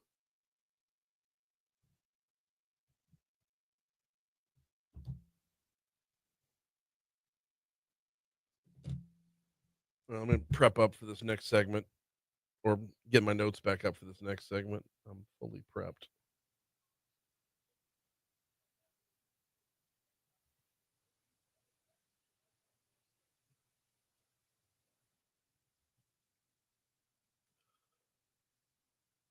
All right, if you're ready for a roller coaster ride of a lifetime, get ready for your forecast over the next couple days. Here's the McCade Cowan.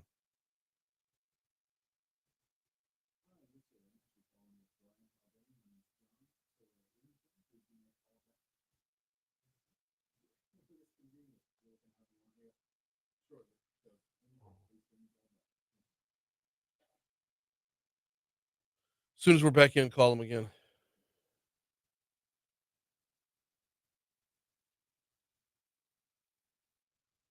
Read me back the phone number.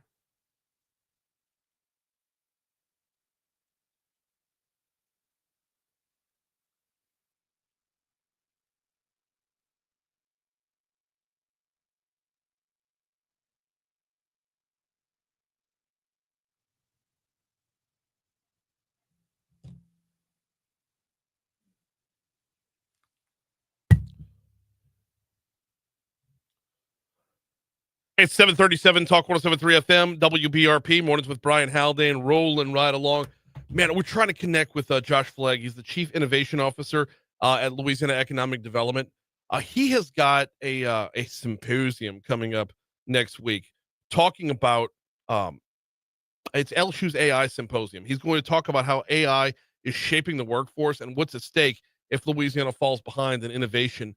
And there's a fascinating conversation to be had as the ball moves down the field on this one, because are we the ones in control of it, or are we handing off control to AI?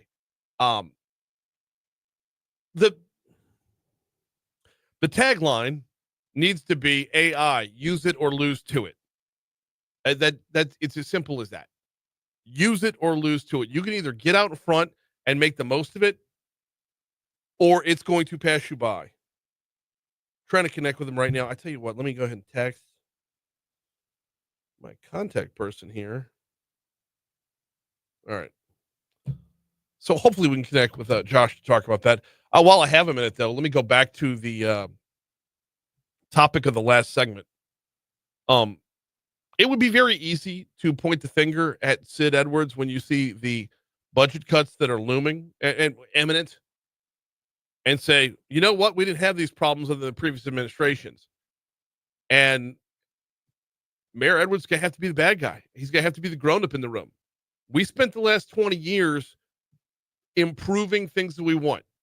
We spent the last 20 years saying, if you want to be a great city, you got to have a great library. You want to be a great city, have great parks. And yeah, our libraries are great. Our parks are even better. I'm such a big fan of Breck. Y'all know that. I mean, if you listen to the show regularly, I use the parks, a handful of them in particular. And there are some blemishes out there for sure. And Breck's going to be working on them.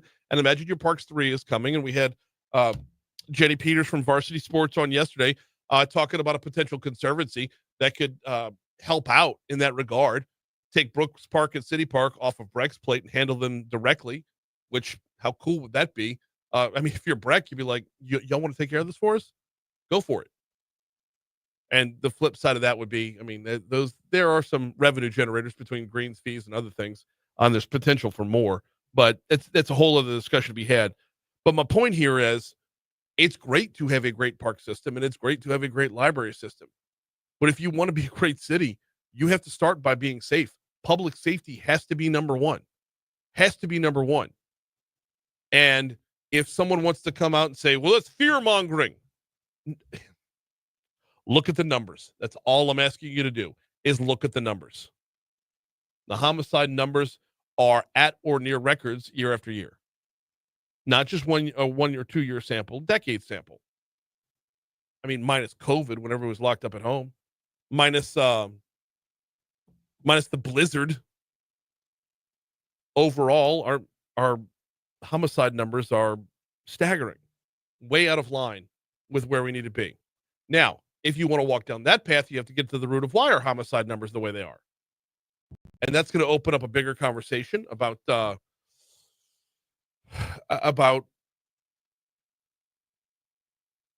okay, I'm not getting an answer back on this end either.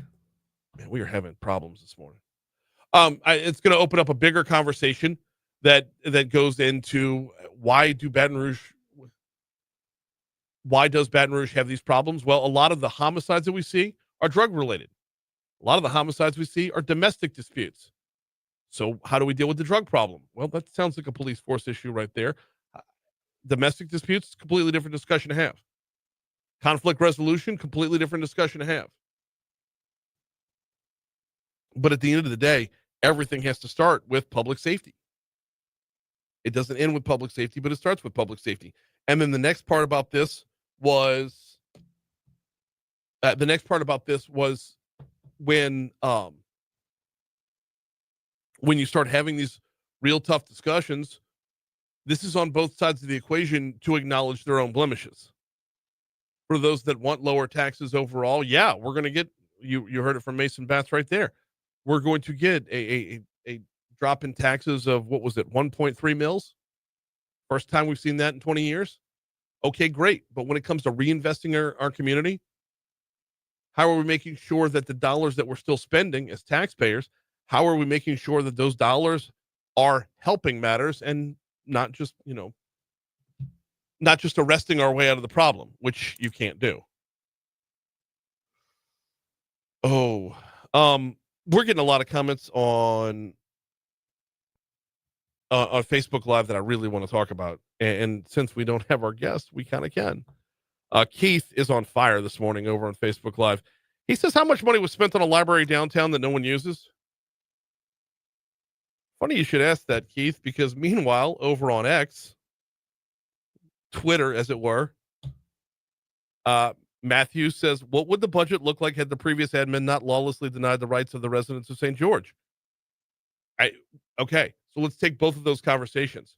That library that was built downtown that no one uses, okay, people use it, not to the level of frequency that I think would be wanted, but people use it. So I don't want to make it sound like it's empty. Like, it's not. But it was way overpriced. And then whatever went into having the problems that led to having hydraulic jacks hold the damn thing up for a while. And when I say a while, I mean like a year.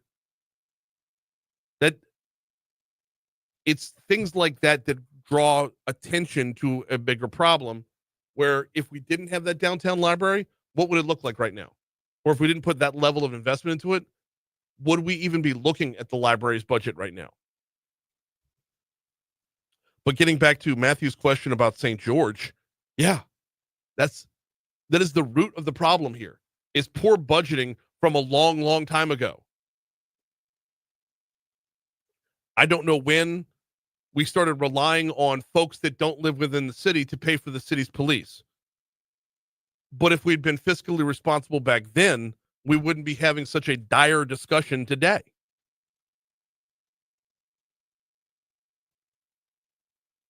Getting back to Facebook, the other one that Keith posted up. The criminals are being put back on the street because we don't have jail space. And he's right about that. Do we not have another $100+ million to build out a new jail, though?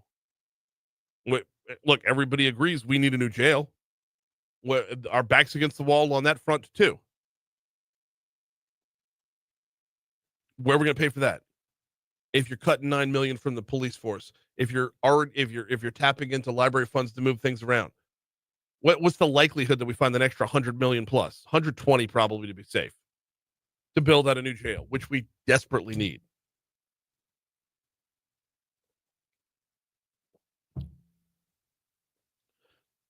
So where we're at right now is we have to have the honest conversation. Where we're at right now is we have to start opening up and admitting, like, the way we've done things in the past has been wrong on so many fronts. An unwillingness to invest in things that matter long term has meant that we've had to tap into sources that are not sustainable, tap into sources who are not going to see ROI for their tax dollars. You do that, and you set up a scenario where you get a revolt, if you will. And I don't want to call St. George a revolt, but rewind the clock on this whole situation. Little mistakes early, not treated, become big mistakes later. Rewind the clock back over a decade when the folks who were in Southeast East Baton Rouge Parish stood up and said, you know what? I'm sick of the Baton Rouge school system. I'd like to run things over here. I'm tired of the way things are done over there. I would like a better chance to educate my own children. And they were told repeatedly, sit down and shut up. They were told by our former mayor, when she was a state senator, if you want to form a school district, you've got to form a city first. You took a small problem there and completely blew it out of proportion. If today we had a Southeast East Baton Rouge school district, would we be having this discussion about budgetary problems right now? Probably not. Then there's no way to say definitively. But if we had a Southeast East Baton Rouge school district right now, all the folks that are in the now city of St. George would still be living in quote unquote unincorporated East Baton Rouge Parish. And what we'd be looking at right now, we'd still be leaning on their backs to fund our problems. When I say our problems, I live within the city limits. So I look at things through that lens. And I hate the fact that I have to rely on somebody else to maintain my own budget. But if we had adopted a Southeast East Baton Rouge school district way back when, we wouldn't be having this discussion today. Or at least I don't think so.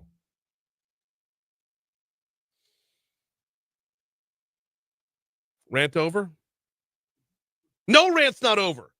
You told them to go form a city. So what did they do? They said, okay, I'll show your ass. I'll go form a city. And they started peeling off the layers of the onion. And every layer they peeled back, it stunk a little more and made them cry. Just like an onion would. So what went from a school district where a handful or a very small portion of the parish would be going to their own schools right now. It went from that to, oh, look at this. Someone turned off the faucet. And now we have no water. Water being a metaphor for money.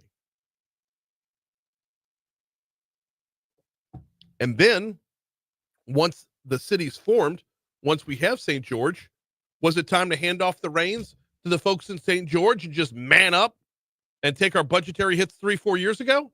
Nope. We didn't get it done then either. We kept kicking the can down the road. And every time we did so, it ended up with more negative results, a bigger problem. Every day that the wound wasn't treated, it got more and more infected.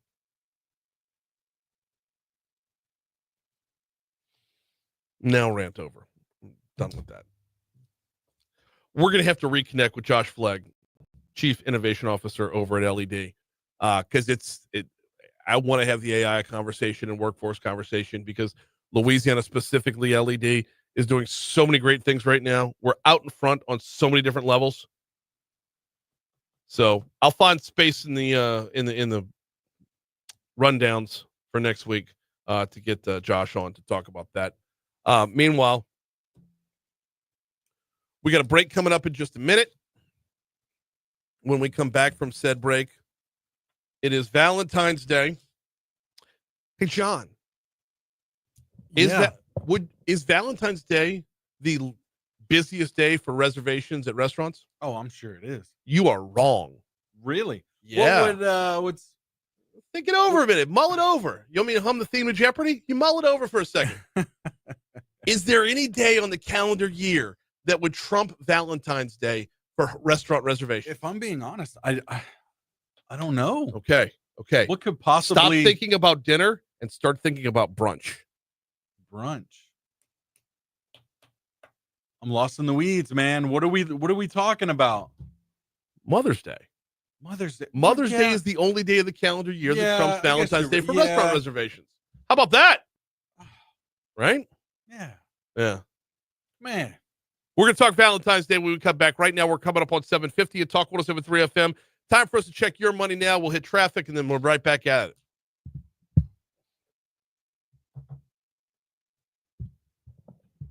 Hey, Galen nailed it. Renee got it. It's a nice little tidbit. It's one of those trivial, it's I wasn't even thinking about mother. I was thinking way too hard about it. Why was I thinking it was gonna be something way more obscure than just obviously Mother's Day? I was thinking way too hard about that.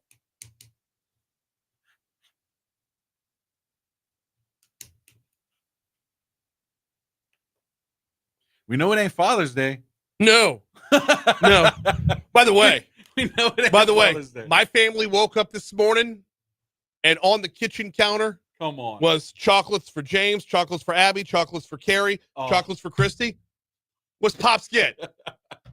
Nuskin. Oh, man.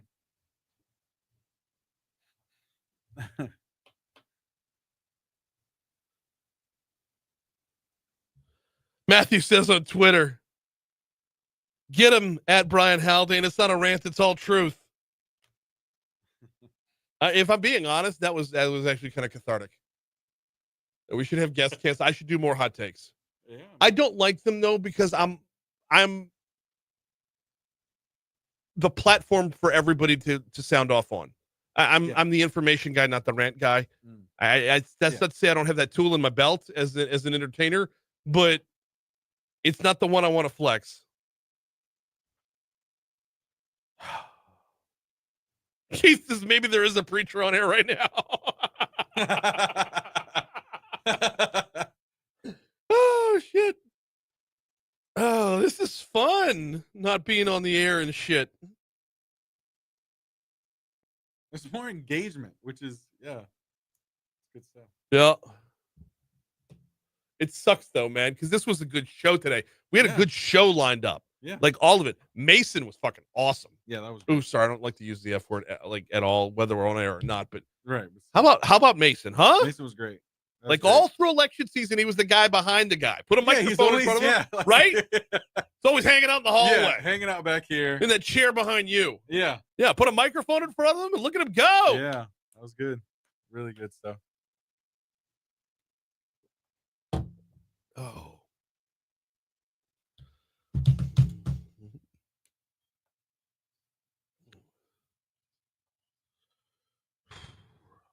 Yeah, I've always hated that about Mother's Day and Father's Day. Yeah. Like, it's Mother's Day. Let's make a reservation at a nice restaurant and have an expensive brunch. Yes, indeed. You know, we'll throw back mimosas and Bloody Marys. Like, okay. Man. And I got no problem with that. Right. But where's the reciprocation? Father's Day? Oh, you want to grill some steaks? Yeah, I want to stand over 400-degree heat. That's what I want to do. Hey, look, I know. You know, if you cut the grass on Saturday, you don't have to worry about it on Father's Day. It's still me cutting the grass, asshole. Actually, I don't cut my grass. I got a guy. But still. There are a lot of us that do, and that's basically what it sounds like. Yeah. Yeah, why don't you get that taken care Why of don't you after do work that on Saturday Friday? so you can enjoy your Father's Day? Right. Why don't you do it for me? So good. Oh man. Okay, text from Bo. Hang on. We have intel. We have intel. Got communication. Bo says transmitter's getting high reflective power reading. Why? That's why we're off the air. Working on why right now. Why is it getting the high reflective power reading? Oh hell!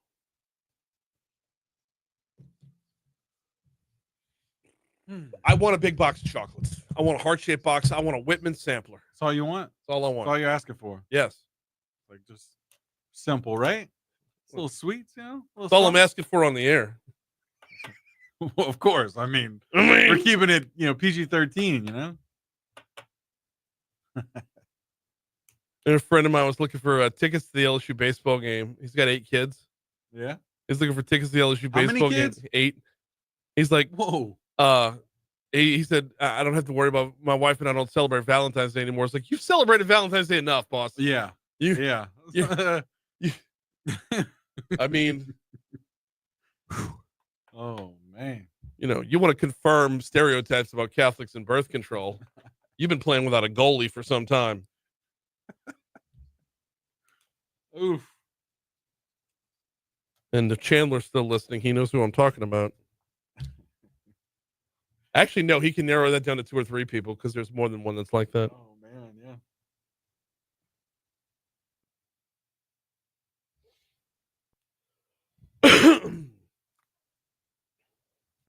Do you have a Valentine's tradition? Okay. 7:55 Talk 107.3 FM WBRP mornings with Brian Haldane rolling right along. We got small cakes coming in our next hour for our Foodie Friday segment. So they specialize in cupcakes, small cakes. But it is carnival season, so we're going to talk king cakes as well, or I should say we're going to talk king cakes instead. When small cakes is in here at 8:35 for Foodie Friday. Also coming up next hour, Chez Ciccone is going to join us. He is with Metal Fab Guys, and it wasn't that long ago that they decided to flip their business model over, and instead of just fabrication, they're hitting the manufacturing end, and then they're making additions out there in Livingston Parish, and they're doing great work. And then all of a sudden, you have these 25% steel and aluminum tariffs. So what's that doing to their business? How's that affecting things when it comes to steel manufacturing in Louisiana? We'll talk with Chez Ciccone at 8:15. Right now, though, today is Valentine's Day. You heard the story from our news partners over at Louisiana Radio Network, a major boost for the restaurant industry as couples indulge in intimate meals. Wendy Warren with the Louisiana Restaurant Association says Valentine's Day is that second most popular day for restaurants behind Mother's Day. And, well, this year's looking kind of busy. I've checked the temperature with member restaurants in New Orleans, Lafayette, Baton Rouge, and the other major markets, and reservations are really strong. Good to know. Warren says many restaurants adjust their setups to accommodate more tables for 2, creating a more romantic atmosphere to enhance the overall experience. The restaurants are doing all they can to make these special menus and special atmosphere for those visitors who come in to dine this weekend. By the way, it's not too late to get in on that reservation game. There's a lot of apps out there like Resi and Open Table. You're going to have to do some searching, though, because it is quite popular this year. Like she said at the beginning, there's a lot of business can be done this evening when it comes to Valentine's Day reservations. But if you start hunting now, you'll probably find something before you're out of work and heading home from work and freshen up and then hit the town with the lady. Plenty of hidden gems that could squeeze you in at this point. There are so many restaurants in our state, and they go well beyond the ones that you traditionally think of when you think of Valentine's Day or any other special occasion.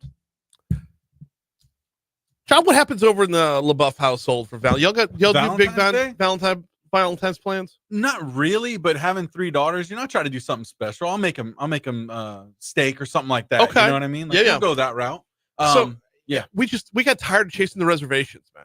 Yeah, I frequent Baton Rouge restaurants regularly. Yeah. Like Valentine's Day. I'll let everybody else go through that. There was it was back-to-back years. One year where a restaurant called me back and said we have to cancel your reservation because we're overbooked. I'm like, it's 4:00. Right. It's so that was one year, and then the next year we had a reservation. It's a restaurant that's not even in town anymore. They're long since gone. It's the Melting Pot. One of our Christy and I used to love going to the Melting Pot. Yeah. And we had like a reservation for 6:30, and we were seated at 8:30. And after that, we're like, you know what? Done. I'm done chasing it. It's gotten too busy. It's gotten too big. It's gotten to the point where we can't keep up. So we've adopted our own tradition now. Yeah. Valentine's Day in the Haldane house is the official beginning, or unofficial since we don't get to say anything official, but Valentine's Day in our house is the beginning of crawfish season. Okay. Yeah. Yeah. So I'll be scouting prices per pound today. Rather than looking for reservations, I'm looking per pound.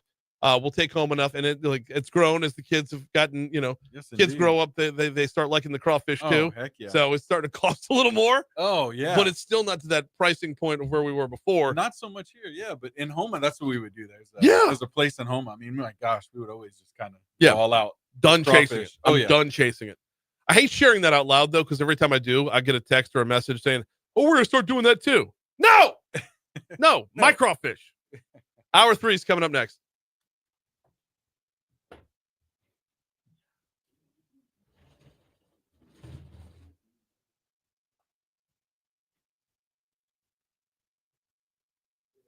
But I will say this though, if my wife is listening, nothing really beats our first Valentine's Day together.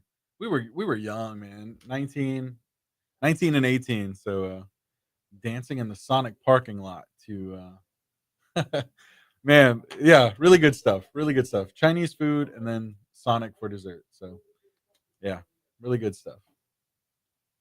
Back in 08. So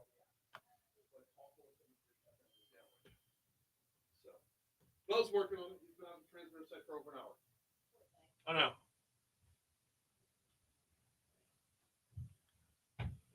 Oh, Nelly. yeah, I was sharing with the Facebook group. I don't think nothing beats my wife and I's first Valentine's. Can you run downstairs and let my next guest in? Yeah, absolutely. Thank you. Can you tell that there's Catholic High Lacrosse today? You what? Can you tell that there's Catholic High Lacrosse? Who are you playing? Landers team's playing Central. Okay. JV has a game at 5 o'clock at Brother Martin. I'm like, how are you going to make it? But whatever. Better than us. Yeah. Central. Okay. Mm-hmm. Good times. Who's your client? Small cakes. We're doing king cakes today.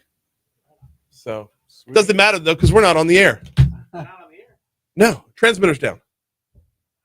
So instead, we have gospel music and some preacher. Yeah, a gospel station out of Franklinton is on our air right now.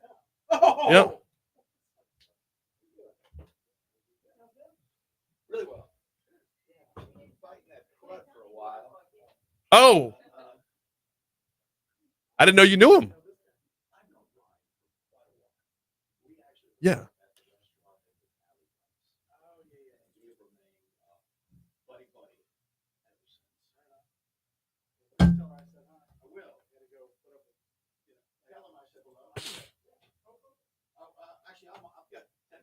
Yeah, you got a good 15 minutes. All good. Yep, thank you.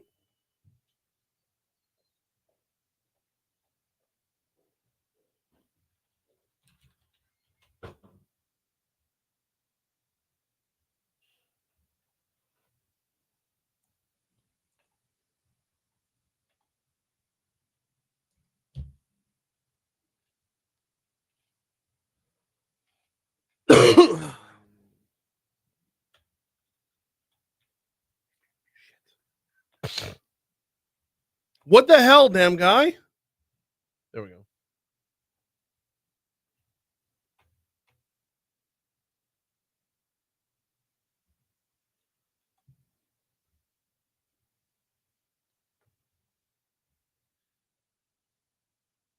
Lower end.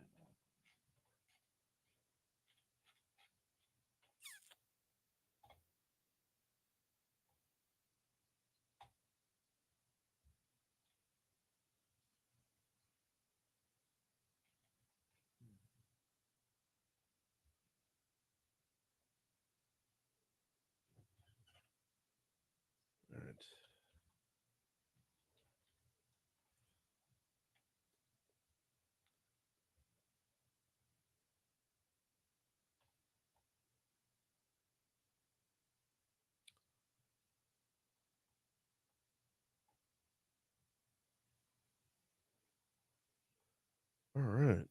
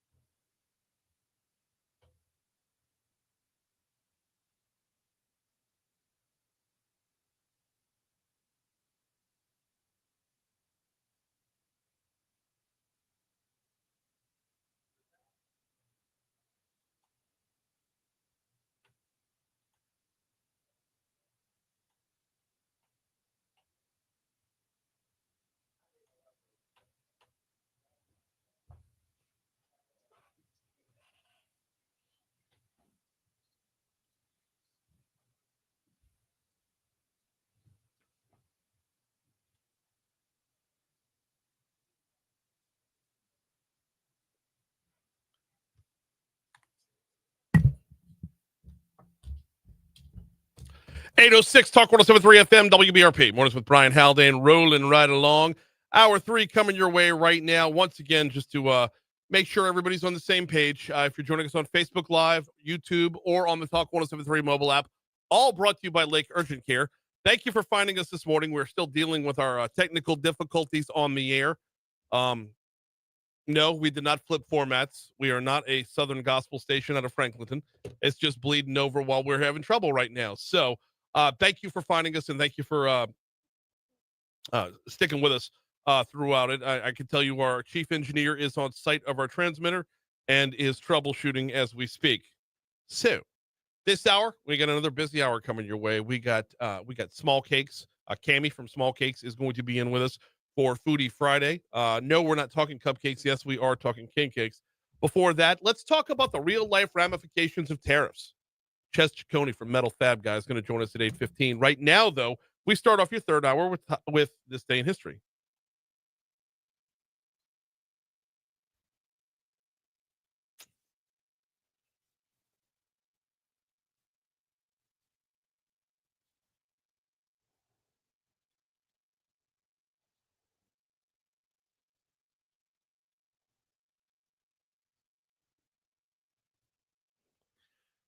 All right, John, what happened? Right.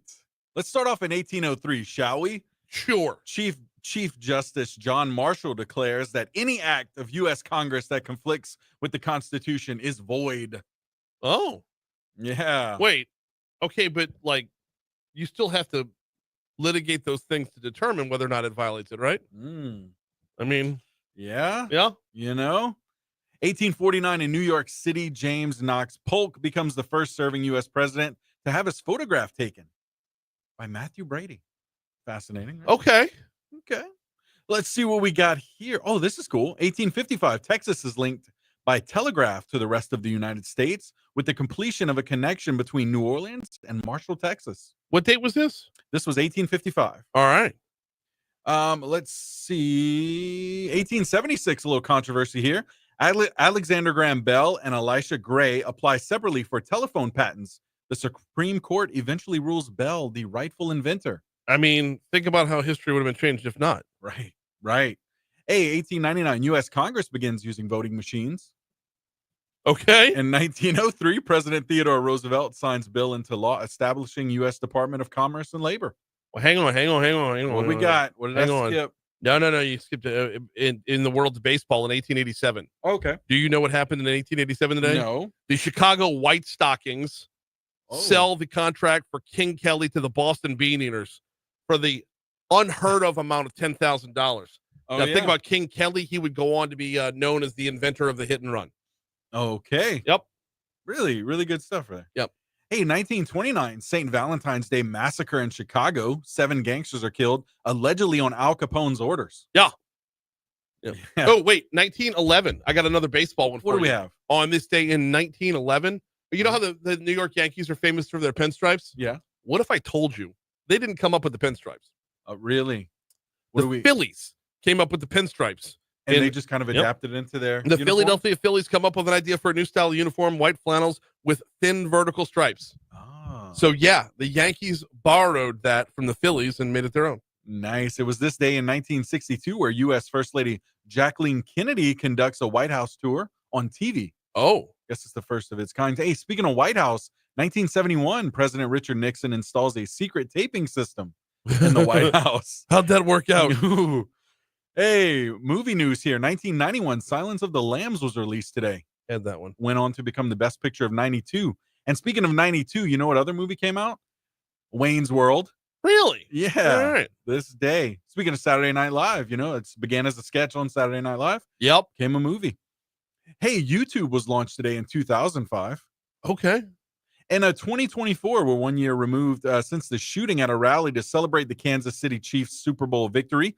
Kills 1 and injures more than 20 in downtown Kansas City. Now, this is in celebration. Yes.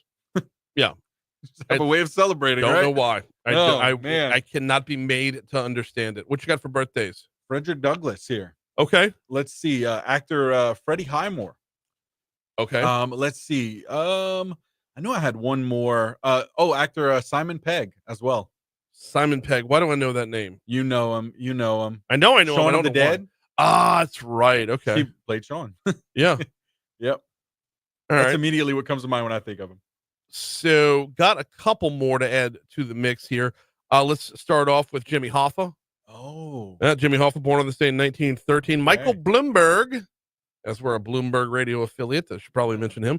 Born on this day in 1942. We had comedian Jack Benny, born on this day in 1894. Gregory Hines, Yeah, 1946. And second, Florence Henderson was born today. All right. Okay. And in the and football coach Woody Hayes as well.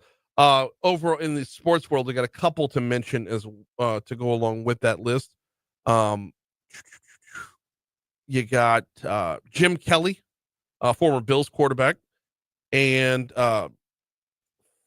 former Tulane quarterback, and then went on to play for the Redskins, Patrick Ramsey. All right. Yeah.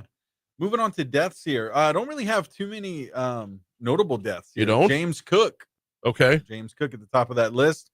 Look at this. This is an actual. This was a. I guess.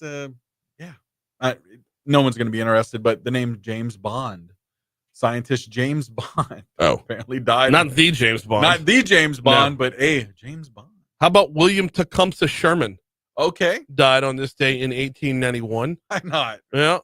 Oh man. Yeah, and I had one other one. Oh, Vito Genovese died on this day in 1969. Okay. Yeah. Aside from Valentine's Day being the national day today, what about National Chocolate? I'm sorry. What is it? Oh no, none. Filled Chocolate Day. What? Why not? Yeah, You ought because to it's not see some enough. of these. It's not enough to be Valentine's Day. You ought to see some. You got to have a list that's a mile long of days that don't matter. What about book giving day? No, who gives a book on Valentine's Day? Maybe it's a very specific book. Maybe. Yeah, I was going to go with that. See, I didn't want to say it. Yeah. An Indian book. Yeah. Yeah. No. We're not going down that path. I don't care if we're on the air or not. I don't care if the FCC can hear us or not. We're not walking not down going that down there? path. I will Okay. not put myself in that position. Ooh. 813 Talk 107.3 FM. We got to take a quick break. We come back. Let's talk tariffs and the effects in the real world. Chez Ciccone joins us next. How you been, bro? How you doing, sir? Yes, we did. Yes, sir. Oh, I mean, National Condom Day is on there, so I don't know if we didn't. No, I didn't want to touch that. No. I didn't want to touch that. I didn't want to try that one on for size. I just, there's certain things. I think that should be a segment all on its own. The days that we can't mention or not necessarily mentioned on air. Might have been worth it. So Chez is going to be featured and Mason's going to be featured. Okay, perfect. No, Mason was on last hour. He's in the mayor's office, Mason Batts. We were talking about the library tax and the overall budget problems. So we are getting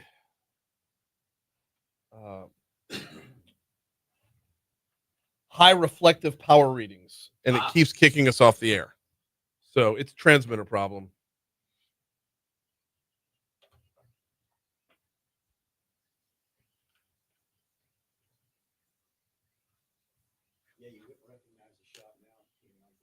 Yeah? That's incredible. Blew up. Blowing out. So I want to talk about how you'll transition from fabrication to manufacturing. We just figured it out. Yeah. It wasn't, But you did this before the tariffs hit. Yes. Right? Yeah. Yeah. We were doing, we figured it out at the end of November and started pushing that. Yeah. Well, we can go. We can do that. Yeah. Because it sets the table for. Sure. Yeah. Yep. Yep. Yeah. I can start with the history and how we made the transition.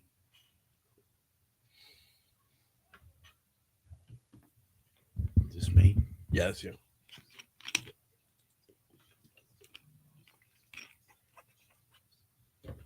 We were just in Orlando. I got back Wednesday night and got contact with some more Canadian companies.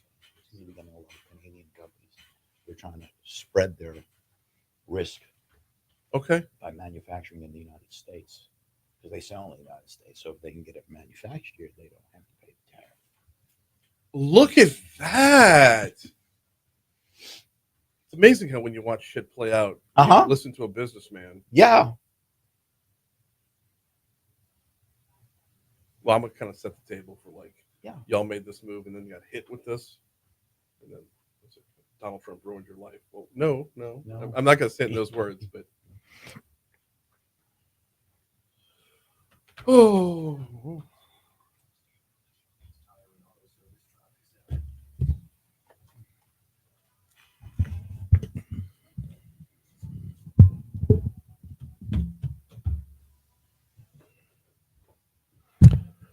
817 Talk 107.3 FM WBRP. Mornings with Brian Haldane, rolling right along. So since the announcement was first made that steel and aluminum tariffs would be cracking down on every nation out there to the tune of 25%, we've heard from numerous experts on both sides of the equation. Oh, it's going to be the end of the U.S. economy. Oh, it's going to cost us so much more. Oh, it's going to be our downfall. Or on the flip side is, Donald Trump is doing things that puts America first. So I wanted to hear from somebody who's in the thick of it, someone who's in the trenches, boots on the ground, who's in this business. Want to welcome back Chez Ciccone from Metal Fab Guys. How are you, man? I'm really doing well. Thank you, Brian. Good to see you. No, it's always good to have you on. Always good to see you, Chez. And can we start by just telling a brief history of Metal Fab Guys? Sure. Metal Fab Guys, about 6 months ago, opened up. Originally, we were going to go with e-commerce. And after day one, we made the announcement. Day two, we were going to go industrial. Industrial being that we're in the state of Louisiana. You got a lot here in Baton Rouge. You've got all of the plants. And that was the direction that we were going in. And y'all invested heavily in the technology and the equipment. Oh yeah, because when you go industrial, you got to be spot on. Oh yeah, the equipment that we have, very few have all that we have. It's automated. It's laser. It's next day stuff. It's really high advanced stuff. And about 2 months ago, really, I don't want to say by accident, but we really figured out that we're an OEM manufacturer. Okay. And when we made that, when we decided to go in that direction, we pushed really hard and our business just started to take off. Mm-hmm. Wait, so OEM manufacturer of what, original equipment is it? Original equipment So manufacturer. of what? Whatever. Metal boxes, tins, big dehumidifiers, electrical boards, if you will, for data centers. Okay. We not the wires, but just the cutouts, all the metal boxes that Sure. are needed. We've got contracts with Rev. We've got contracts with Demco, getting things with Entergy. I mean, and that really opens you up to a lot of business beyond just the fabrication. Oh, I mean, absolutely. So the technology and the precision with the fabrication is one thing. Moving on to actually building things and manufacturing things is a complete other. Now, and not much of it is done in the United States. So you and I were having this conversation, I believe it was at Washington Mardi Gras. No, maybe it was even before that. But talk to me a little bit about how little is done here when it comes to manufacturing of steel in our own backyard. Very little. The manufacturing industry in the country is just limited.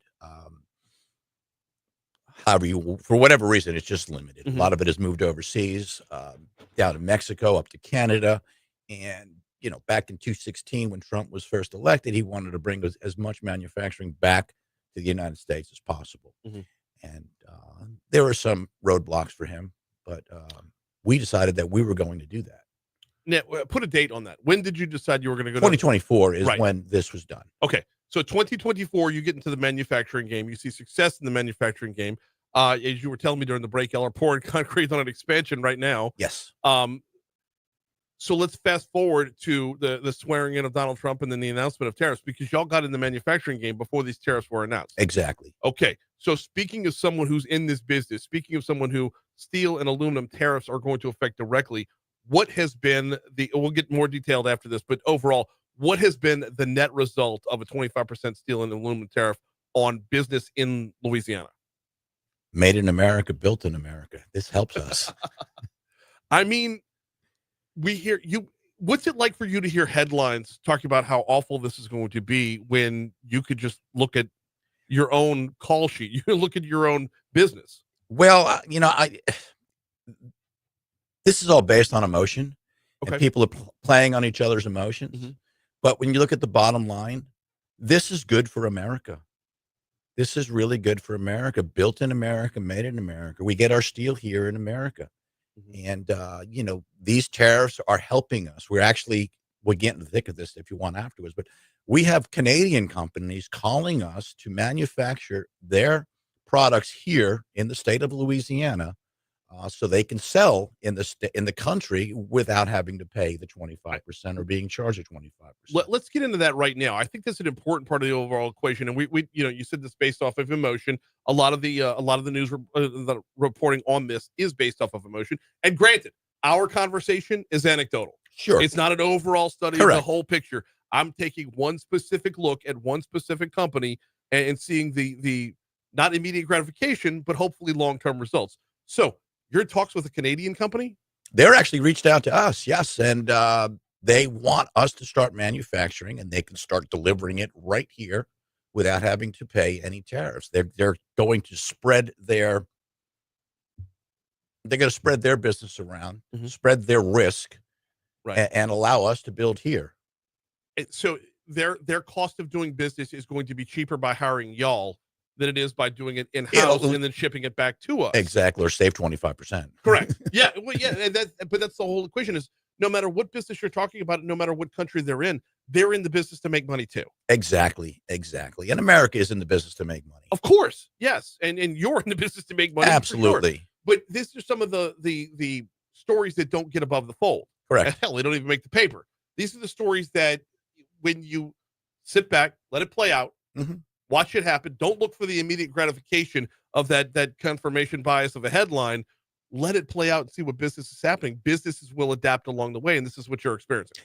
Exactly. Businesses will adapt along the way, and that is what's happening.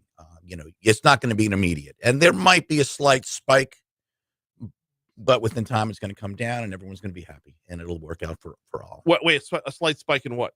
There just might be a slight. There's going to be a spike in production by all means, but there might be if someone's not preparing and not working for this, they're going to have a spike in their pricing. But we've been preparing for this. We saw this coming January 5th. Not January, November 5th. Yes. The end of the day, we saw this coming and we prepared for it. In terms of how businesses adapt, let's talk about steel and aluminum manufacturing in America. Hey, it's going to look different this time than it did in previous generations. Yes. Because we actually have an administration that is behind this. They want America first. They want things being made in America. And I think the way things are setting up and the way things are falling right now, falling into place, and with a lot of the abuse and waste being discovered, it's just going to help. It's going to help American companies across the country. We're talking with Chez Ciccone from Metal Fab Guys about how steel and aluminum tariffs are affecting his business. Let's talk actual products. What are you manufacturing? We are manufacturing metal enclosures, boxes, dehumidifiers. We are manufacturing electrical circuit boards, if you will. I'm sorry. Without the electrics. I meant just with this Canadian company that's looking in. What are they asking for? I really have to. We have an NDA signed. Okay, that's fair. No, that's but fair. It has to do with storage bins within your home. Turnaround time to reintroduce American manufacturing to America. What's that looking like? Well, we happen to be automated. We have lasers, so our turnaround time, we can typically get something out depending on the quantity in a couple of weeks, where otherwise it would be 20 to 30 weeks. So we are really ahead of the game that way. I mean, that it's remarkably, it's just like when you were going with the fabrication, the turnaround and the output was just remarkably different. This is remarkably shorter, to be sure. When I was talking about turnaround time, though, I meant reintroduction time. How hard is it, or how easy is it, to get the word out that we do this here now? And look, I've got this company over here has already invested. Now it's time for other nations to start looking inside. It's easier than you think. Okay. It really is. I mean, it's just a matter of advertising, if you will, or talking to people, getting out there, letting them see the facility. I mean, we had a company from Canada who came in for the Super Bowl and made a special trip up to see us from New Orleans. And we closed the deal right that afternoon, Friday afternoon. I mean, they were very interested. So it was just a matter of crossing T's and dotting I's, and them seeing our facility. And once they saw the facility, they saw the potential of being able to grow with us and us grow with them. As far as those international dealings, were y'all ready for that when you flipped? Yes. Okay. We were. Our long-term goal has always been to be worldwide, if you will. And we were prepared for it. We have been working towards that goal. And now the pieces are falling into place. Is the fabrication gone, or it's not? No, the fabrication's not gone. We are just an OEM manufacturer. We figured our equipment is designed to do that, and that's what we're doing. So instead of doing one-offs or 4 or 5 pieces, we can now do 50, 100, 1,000 pieces quickly. I mean, think about that ramp up, though. It puts you in a completely different market. Yes, just imagine those. I'm a vehicle person. I like cars, but a car that goes 0 to 60 in 5 seconds, we're doing it in 1.5. It's a perfect comp. It's a good comparison, just to put it side by side. When it comes to the sales pitch and getting back out there, this particular Canadian company came to y'all, but what are the plans over, like, let's say the next 6 months or so, to get yourselves out there on this international front? Well, we're going to start small. And, most organizations understand that. Most companies want to make sure that they're not going to throw everything into one company. So they're going to give us a bit at a time. And if we meet the demand and we exceed with flying colors, which we will, it'll grow from there. We've got another laser that just came in. We've got 4 more press brakes coming in. We've expanded. We actually had an ad. We had 4 people in the shop originally. We put an ad last week for 18. So we're growing. Wait, from 4 up to 18. That mean we went from 4 to adding additional 18. I just so 22 total. Yeah. I would just assume that with the level of technology y'all are using, that the employment in wasn't going to be a big end of this. But you still need the assemblers. You need people to box, ship, put together. Yeah. What's the future looking like as far as what's the future looking like as far as being able to continue to ramp up? I mean, is there more room for more expansion beyond this? Yes, considerably more. We were talking earlier last week, and our goal was to most likely add an additional 30 to 50,000 square feet by year end. and we have the room to do it. Wait, because y'all are out in Livingston Parish, you're close to Walker. We are in Walker. You're yes. in Walker. Okay. In Walker. I mean, 50,000 square feet in Walker is going to be, That's in addition to the 20 that we'll have. okay. So 70,000 square feet in Walker. I mean, that you're going to show up on a Google map for sure. Absolutely. That's unbelievable stuff. The growth will continue. What are you looking at as far as the steel and aluminum tariffs are one thing, but there's a bigger economic equation here that the president is hoping to implement. What else would be beneficial for y'all from him? Well, his favorability towards business. I mean, when you have a business mindset person in charge of things, it helps everything. It's a positive vibe. It built in America, made in America has always been a standard. And now that we can say that we are made in America and built in America with an American made product, it just adds that much more credibility. He is Chez Ciccone with Metal Fab Guys. Check him out online at metalfabguys.com. I mean, it's fascinating stuff, and it's so rewarding to see that there are benefits out there beyond the headlines. Absolutely. Appreciate you coming in this morning. Always a pleasure, my friend. We got Foodie Friday coming up next. We're going to talk king cakes, and when Chez says "Made in America," it's literally painted on their wall in the midst of a big American flag. It says "Made in America" right there. So more to come on that front for sure. Right now, we got to hit news on Talk 107.3 FM. After ABC News comes local news, traffic. I'll hit the weather. We'll continue next. I keep forgetting it's 30:30. I thought I was over already. Oh, no. I don't know why I forget that now. Touched on some of the high points. Yeah. Was that 2 Canadian companies? Yeah, and actually, they're garage living is one, metal enclosures in the garage. Oh, I'm sorry. No. I don't want to violate an NDA with a hot mic. Okay, yeah. So.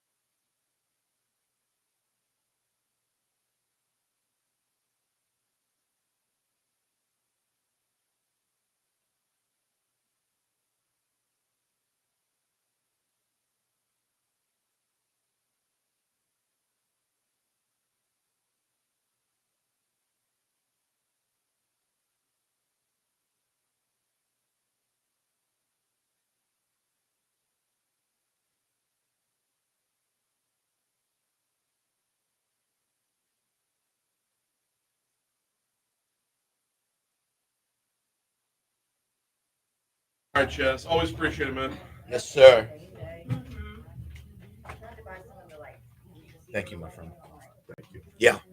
Good to see you. So good to see you as well, sir. Yeah, my husband was listening. I was like, it's really interesting. I'm glad I tuned in. Really?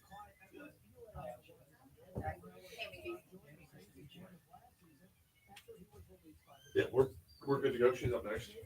Bring the stuff in there. Yes, Hey, Stan. I sent Brian at Bin 77 a text. Hey, man, I'm outside. You want to let me in? He's like, what restaurant did I be? Like, yeah, wrong Brian.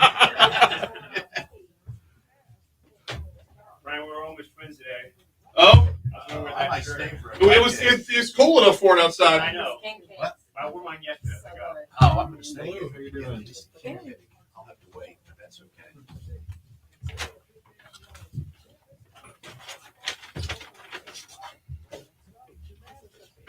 Can we spell your last name so we get it right online? It's VASMAN.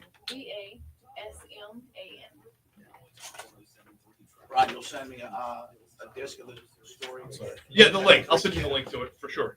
Can you repeat that? I'm sorry. I DEA? had one in my ear. SMAN. Oh God, it smells so good in here. Wow. These are the Cami. low ones too. It's just CAMI, right? CAMI. CAMI. Okay.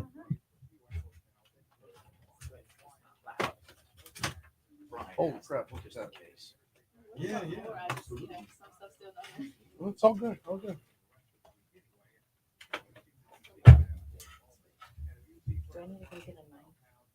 Yeah. Yeah, it's down in the kitchen. Look at this. What is this one?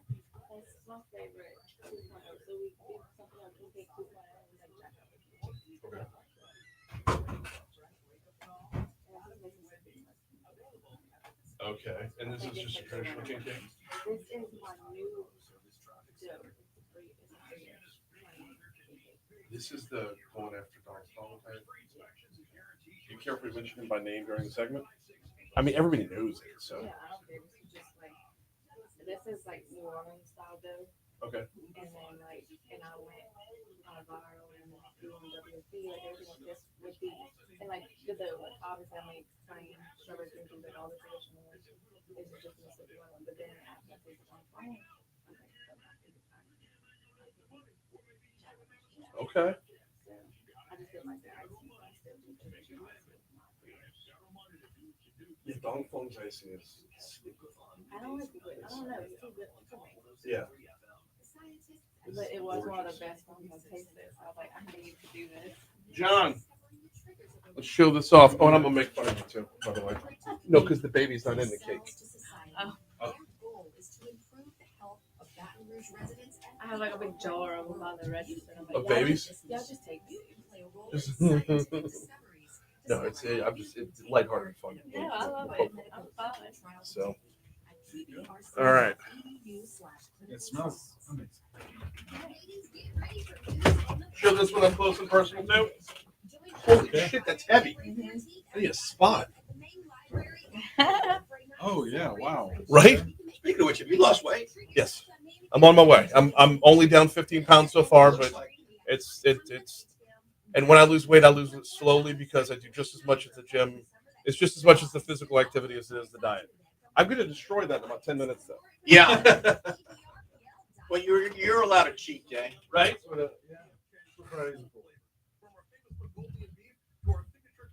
Oh. I owe everybody a live read today because I wasn't. I mean, if it wasn't on air, I know. But it's a stack show. Yeah, no.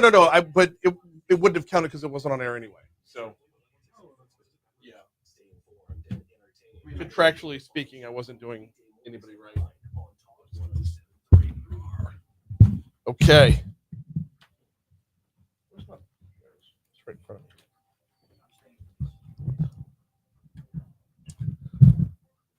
Time for the roller coaster that is our forecast. Here's what we got going on today.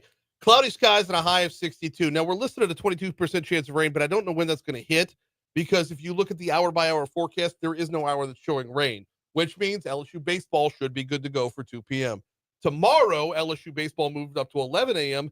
because the back end of tomorrow going to be thunderstorms. We've got an 80% chance of rain. Oh, by the way, a high of 82. An 80% chance of rain and thunderstorms that should be starting somewhere around 4 o'clock tomorrow afternoon and continuing into the overnight hours. Once that clears out, overnight low gets down to 52. Sunday, we're only going to go up by 4 degrees. Your overnight low Saturday into Sunday is 52. Your high on Sunday is 56, and then we'll get down to 35. Monday's high is 59, Tuesday's high is 66, and then more rain comes back in the forecast to jack it up one more time. Right now, we're cloudy and 46 in downtown Baton Rouge.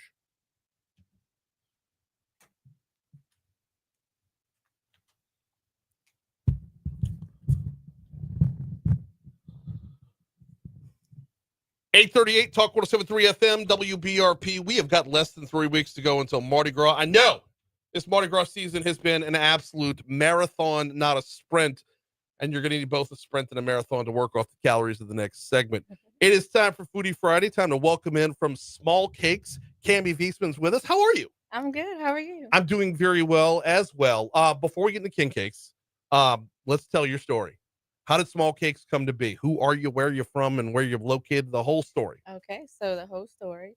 I was a nurse before this, and COVID, did me in. Okay. So I always baked, and I kind of had like a little side hustle baking at home. Mhm. Long story short, I needed something new, and Okay. it just the opportunity presented itself, and it was one of those like good, like God heartfelt stories, like shouldn't have happened but meant to happen. Right, right. So long story short, it's a beautiful thing, and I'm doing what I love, and it's one of my biggest blessings.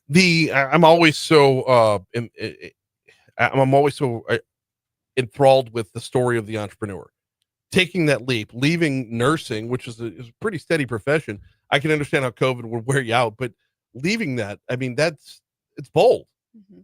It took me a while.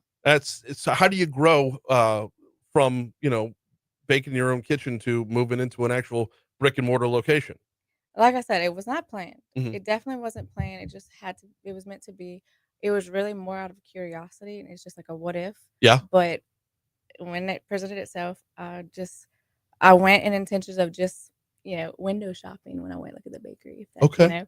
and then it really was meant to be. The old owner and I got to talking, and little did I know she had already like Facebook stalked me when I in a good way, Yeah, yeah, obviously when I inquired, and she said something about it.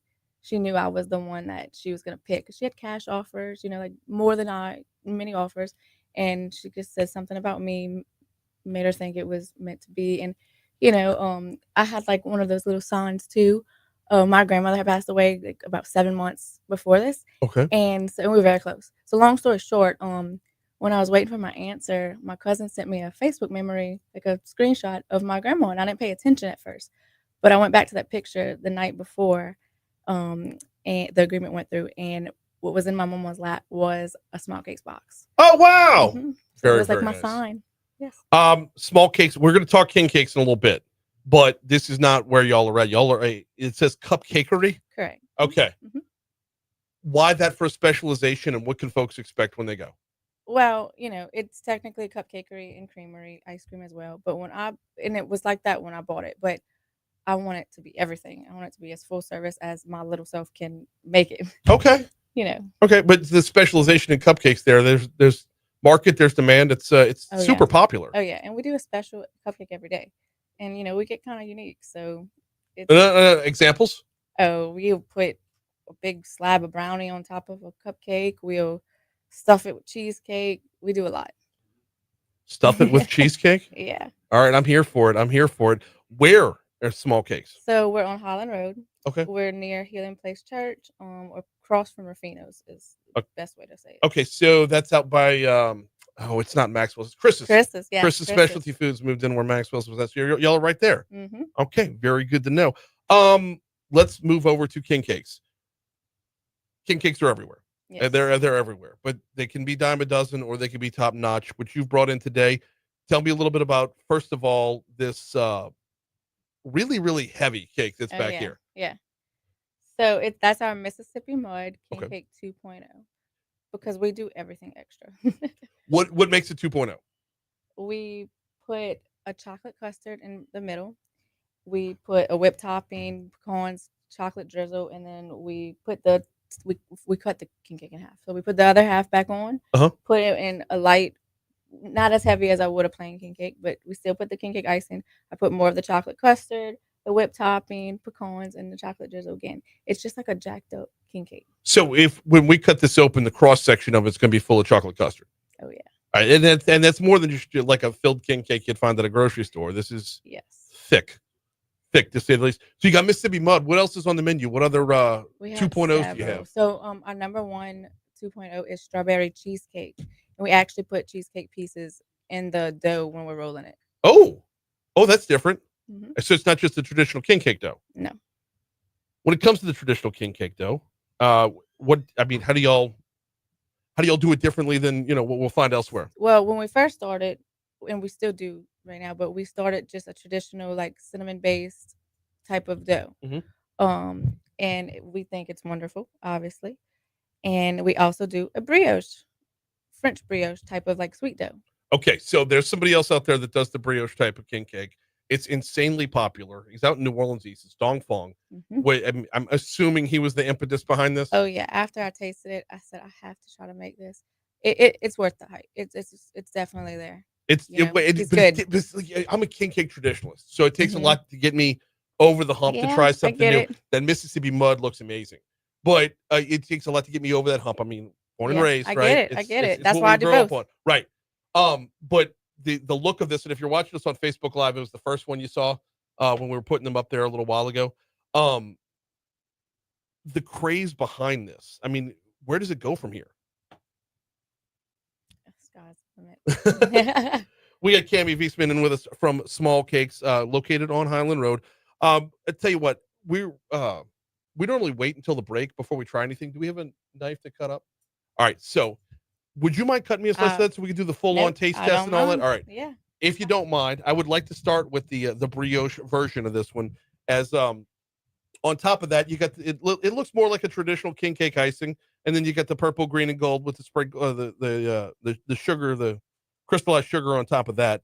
When it comes to king cakes, there's a lot that goes into it with just getting your name out there. So you know what? I asked you to cut, and then I'm going to ask you a question as well. That's just not fair. I got your back turned to the whole. Whoop, got your back turned to the microphone. But there's a lot towards getting your name out there because there are some traditional names in king cakes that everybody has relied on for years and years and years. How are you finding, introducing yourself on this front to not just your clientele, your business base over at Small Cakes, but just the rest of Baton Rouge? Well, we do a lot of social media, and it started with some influencers coming in, Mhm. and I'm very like old school. Don't know a lot about that. Okay. So they kind of came to me. Like it's a blessing that they came Yeah. because I didn't know how to start this. So they came to me. It was where to go 225, go Baton Rouge, eat the boot. All of them they came and tried it and started posting me, and it went crazy. And we had lines ever since going out the door. All right. I'm gonna go ahead and eat on the air. I can't believe, normally I wait until the break, right? Mhm. But it's just, y'all, if you could smell this, it's amazing.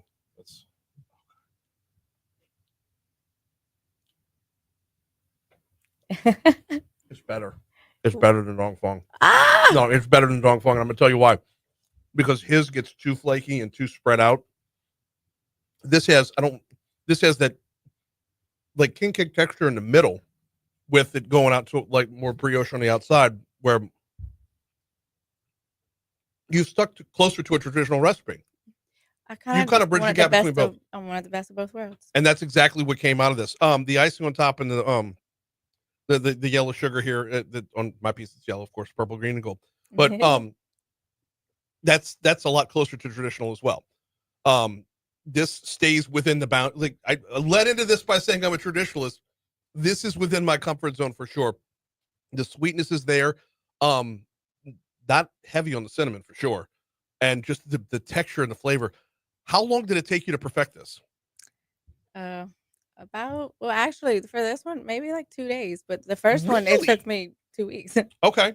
All right. I mean, it's because there's a lot of trial and error that goes into that. Mhm. What's that like going from, the hospital setting where everything is precision, on time, on point, to you get to play around a little bit and have some fun? It's so awesome, and sometimes things work, sometimes things doesn't, but it's okay. The pressure's off, and it's always fun. At the end of the day, I get to have fun every day. Once again, we got Small Cakes in with us for Foodie Friday. As we're approaching Mardi Gras, we still got another 2.5 weeks to go. What's carnival season been like for y'all thus far? Haven't this spread out? I mean, it's been busy. Oh yeah, and at first we wasn't really prepared for that kind of demand. I knew it was getting popular, but I never could have imagined this popular. I mean, we're putting out over 100 king cakes a day. On some days. Okay, so compare that to the rest of the business, though. Like the rest of what y'all do is the cupcakes have to fall to the sit on the sideline for a little while. I mean, how At time first, consuming? the cupcake. No, we still doing it. Some things we took away. But just prioritizing. But everything is still. I mean, it's only a few of us, and we get it. We get it done. We still get our products out. Price point wise, what is this brioche king cake run? That one is $37. $37. That's affordable. And y'all, when you bite into it, you will understand exactly why it's $37. This is perfection. I did not think it was going to rise to that. I thought it was gonna be good, like really, really good, but this is beyond really, really good. We got a break coming up in just a quick minute. We will continue with Cammie from Small Cakes on the back end of the break. When we go to break on air, Of course, it'll be Your Money Now. A quick break, and then a look at traffic, and we'll continue next. Before we take that break, though, got to remind you, you know what? I'm behind on things that I need to remind you on because of our technical difficulties this morning. So let me dig back through my stack over here and get back on task as I'm supposed to be. All right, before we get you to break, got to remind you about a couple quick things. First of all, Talk 107.3 and Citizens Bank and Trust want to help cover your car payments. It's a $5,000 grand prize that we've got going on with a bonus chance to win free car washes from Benny's Car Wash for 6 months. We're also letting you earn extra entries by subscribing to our Talk 107.3 Baton Rouge YouTube channel. To sign up, visit talk1073.com. Of course, that YouTube channel, unbelievably vital this morning as we went through a number of technical difficulties. And the YouTube channel, the Facebook Live, Talk 107.3 on demand. It's all brought to you courtesy of the folks over at Lake Urgent Care, who we talked to in the 6 o'clock hour. If you missed that on air, it'll be available on demand at talk1073.com, courtesy of Lake Urgent Care. Kind of inception right there, right? Walk-in care for minor illnesses and injuries. All right, Your Money Now is coming up in just a little bit. After Your Money Now, we'll take that quick break. When we come back, we've got more from Cammie right here on Talk 107.3 FM. Here's Your Money Now at 8:50. This is ridiculously good. Yeah. Yeah, y'all, Facebook, listen up. You'll need to go see her and skip right past everything else. Go straight to the brioche king cake. I can't. I'm so glad you like it. Oh, my God. Are you kidding me? All right, what's coming out down here? Is that just... That's a cinnamon mixture. Okay. But it's not overpowering. The cinnamon's not overpowering. I don't like though. cinnamon. It like I did what I kind of was like, I'm gonna make my king cake. Okay. So that's why it's the best of both worlds. Like I loved Dong Fong's bread, but you know, and I liked my tradition. So, but I'm not a cinnamon person, like not heavy. And I wanted it to taste similar to Dong Fong, but I still wanted like what I liked about a regular king cake too. It's all about the fold and you know. Well, let's get everybody a slice real quick. And I'm gonna try the other one over there. And this one I baked last night to have for today. So what I really like to happen is when people come in the store, I try to give them a warm one. You know, because like lately we've been so slammed just because you get a warm one because they're coming out the oven. I can't bake fast enough for people to get, you know. I'm taking this for the road. Oh, all right. Thank you so much. Thank you, Chess. Always appreciate it, man. Good seeing you again. Yes, sir. I will see you at the next chamber meeting. Wow. I'm over. I know. Wow. Right? Not an ounce of bullshit coming out of my mouth. This is good. Wow. It's unbelievable. Okay, you win. Yeah. I'm glad. You win. What's crazy is I thought my first dough, like 80% of the king cakes I have is made up of was like the hit. And then after I made this one, I was like, oh crap, we went viral already. Yeah.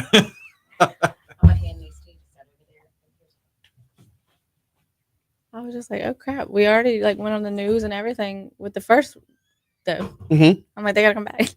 No, but like for those that hadn't tried it yet, who know, they don't even know better. Or we didn't know better. All right. So on the back end, the whole purpose of Foodie Friday is to get people to kind of up their game in their own kitchen. So when we come back in from break, I want my goodness, 2-3 minute version that's fantastic of how to make a king cake. Okay. All right. Can I try the Mississippi Mud? Yeah. Like, do I just say, hey, you can make your dough, you can proof it, like I mean not to However you want to describe it, to whatever level of detail you want. I got you. This is I want to move it. I don't even know how to describe this. It's so good though. It's different. I know. It's kind of what I was like I wanted a happy medium. I was like, I need something that sets me apart because Dong Fong is so different to me. So like, what I want Dong Fong is too different. Like not too much. So I kind of tried to recreate what I could. Yeah, this is great. That's really okay. Good one too. Got it all over me because I wanted to keep that cross section going. Show that off sideways. Show it off sideways. Well, you know what I mean. I know what you mean. Of course I know what you mean. Cool. Y'all check that cross section right there from top to bottom. Hey, like little layers. Give you a little thumb action. Don't no. So what? No. It's like a I didn't mean anything We've like already screwed up provocative by Valentine's Day. it. We've already screwed up Valentine's Day enough by having an O.J. Simpson documentary interview. Yeah. And Yeah. I did mention Al Capone. St. Valentine's Day Massacre. You got to. That was a good documentary. Oh no, there's a new one. I wa- On Court TV starting Sunday night. Oh, what? Yes. Because I just had to It's like binge called- watch the Netflix one a few days ago. Hang on, where'd my Yeah, the Netflix was super popular. I do way too much every show. All right. Trial and Error. Why did OJ win? Dang. On Court TV starting Sunday night. I have to get on that. You got the cream down the middle too. It's not just the chocolate down the middle. Mm-hmm. Or did I do that with the knife?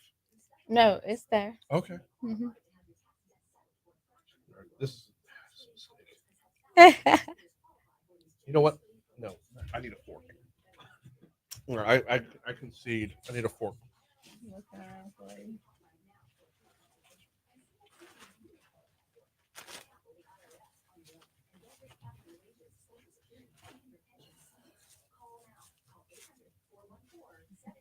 Damn it.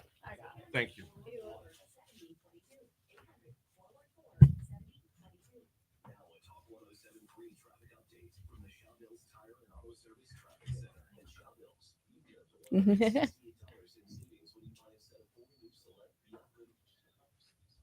It's really sugary, but it's light. You know what I mean? Like it's light on the stomach. Like that piece I had was Mhm. great, but it's light. It's not as heavy. I don't know. Well, and Like, how do I explain that? That's heading towards that Dong Fong style. Yeah. Is that the Dong Fong? Yeah. It's too light though. Yeah. There's no. We took the dough and we made croissants, and we went to Chris's and got their smoked chicken salad, and we didn't put the ice in. It was so good. So it is a croissant, basically, right? What's kind of in that style? It's like take Danish croissant, like Yeah. almost kind of like Hawaiian sweet roll, like Yeah. if they all just but marry light, together. but not too light. It's really good. Really great stuff. Yeah, but we do make croissants too. But yeah.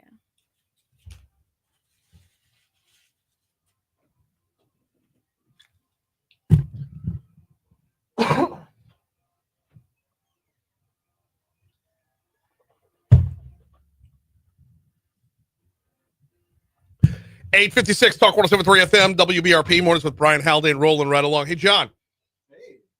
Hey. I was fully planning on rubbing it in that you weren't here when the Queen brought by the king cake bread pudding. Oh, I saw that on social media. Mhm. I was so jealous. Well, no need to be jealous anymore. No. Right? Once you've dug in on this, Oh, it's my goodness. next level. Yes. Next level. And you haven't even had the Mississippi Mud one, the 2.0. Looks as fantastic. it were. Yeah. So I've taken one bite of the Mississippi Mud one, and I've gotten all the flavors that go throughout between the cream and the chocolate and What the are you nuts on top. tasting over there? How is it? How you so feeling? That king cake that runs, that is the base of it. Yes. 100% is the king cake, right? It is exactly what you would want from a king cake. And then when you add everything else on top of it, when you get normal filled king cake somewhere, it's like maybe a little bit. No, Right. this is pound you over the head with the Mississippi They didn't Mud. skimp on it. No, They not were at like, all. Here it is. Yep. All right, diving back in. Cami Wiesman from Small Cakes is with us for a couple more minutes. All right, Cami, the whole purpose of Foodie Friday, other than stuffing my fat face, is making sure people can up their foodie game at home. Now, I wouldn't recommend anybody try to make king cakes at home. I mean, leave it to the pros, right? This is when you kind of want to. There's certain things in life where I could do it better myself. There's certain things in life where I have to respect the game of those who are in the game. This is one of those times, but for our edification. What's it take to make a king cake? Well, it is a labor of love, but we make our dough. We have it prepared, and you can do it at home. We've done it, but you cover it, you have it sitting for a while, but and we don't have sheeters or anything. But big bakeries will have something called a sheeter. So you put your dough through it, and it kind of like flattens it out for you, Mhm. and then it's stripped, and then you like do your thing. Well, we are old school. We have to roll it. We don't have a sheeter. Okay. I'm in a bakery the size of this room. So we roll it and put our cinnamon mixture and depending if it's filled or not, and we roll and then we slice our roll and pinch and braid. And it sounds like simple. It's really a little art form to it. Yeah. But after you braid it, you connect it like a circle. You know, obviously we put it in our proofer. A proofer makes a huge difference. Trust me, because I tried not to have to buy one, but I had to bite the bullet and buy one to make it great. And then after it's proofed, you go in the oven and top it after school. Well, it comes out the other end perfect. And I'm guessing a lot of this starts with before you even roll it. I mean, what goes into the dough is where all the secret of, that's the secret sauce, if you will. Yes. So, all right, Small Cakes is on Highland Road. You'll know where to find them right across the street from Rufino's, right next door to Chris's Specialty Food. She is Cami Wiesman. If you get the chance, oh, by the way, the review on the Mississippi Mud, 100% as good, if not better. Then no, I don't know. I'm torn now. It's like Sophie's Choice with these. Everything that Cami has brought in has been nothing short of phenomenal. So go see her before Carnival season is over with. Get yourself the Brioche King Cake. Does it have a name or is it just the Brioche King? We just call it the French brioche. French Brioche King. All right. You gotta work on a clever name for that. I mean, I kind of just like I'm not someone who went to culinary school or anything, so I kind of just like found my recipe and went with it. All right. Y'all know where to find her. Thank you so much for coming in today. On air, we got to get on Facebook. Stick around for 1 extra minute. All right, guys. Well, first of all, again, thank you so much. So much. This was unbelievable. Just phenomenal from start to finish. Do the 2.0 thing. We're doing both, but maybe it's recency bias since I had this one second, but it's do yourself a favor. Perfect. Go see Cami over at Small Cakes. Look, before we get out of here, before we sign off for the weekend, I just want to thank y'all one more time because the struggle to get on air this morning, everything that that our engineers got done. First of all, phenomenal work by Bo on that front. But beyond that, adapting, moving over, finding us. I greatly appreciate you hunting us down and finding us. So if you're new to the Facebook crew, welcome aboard. Come on back on Monday. Get involved in the conversation. We take your comments all the time. We have side conversations all the time. People, usually it's just roasting me, but that's what we're here for. So if you're on Facebook, if you're on YouTube, thank you so much for hopping on board today. We'll see you Monday.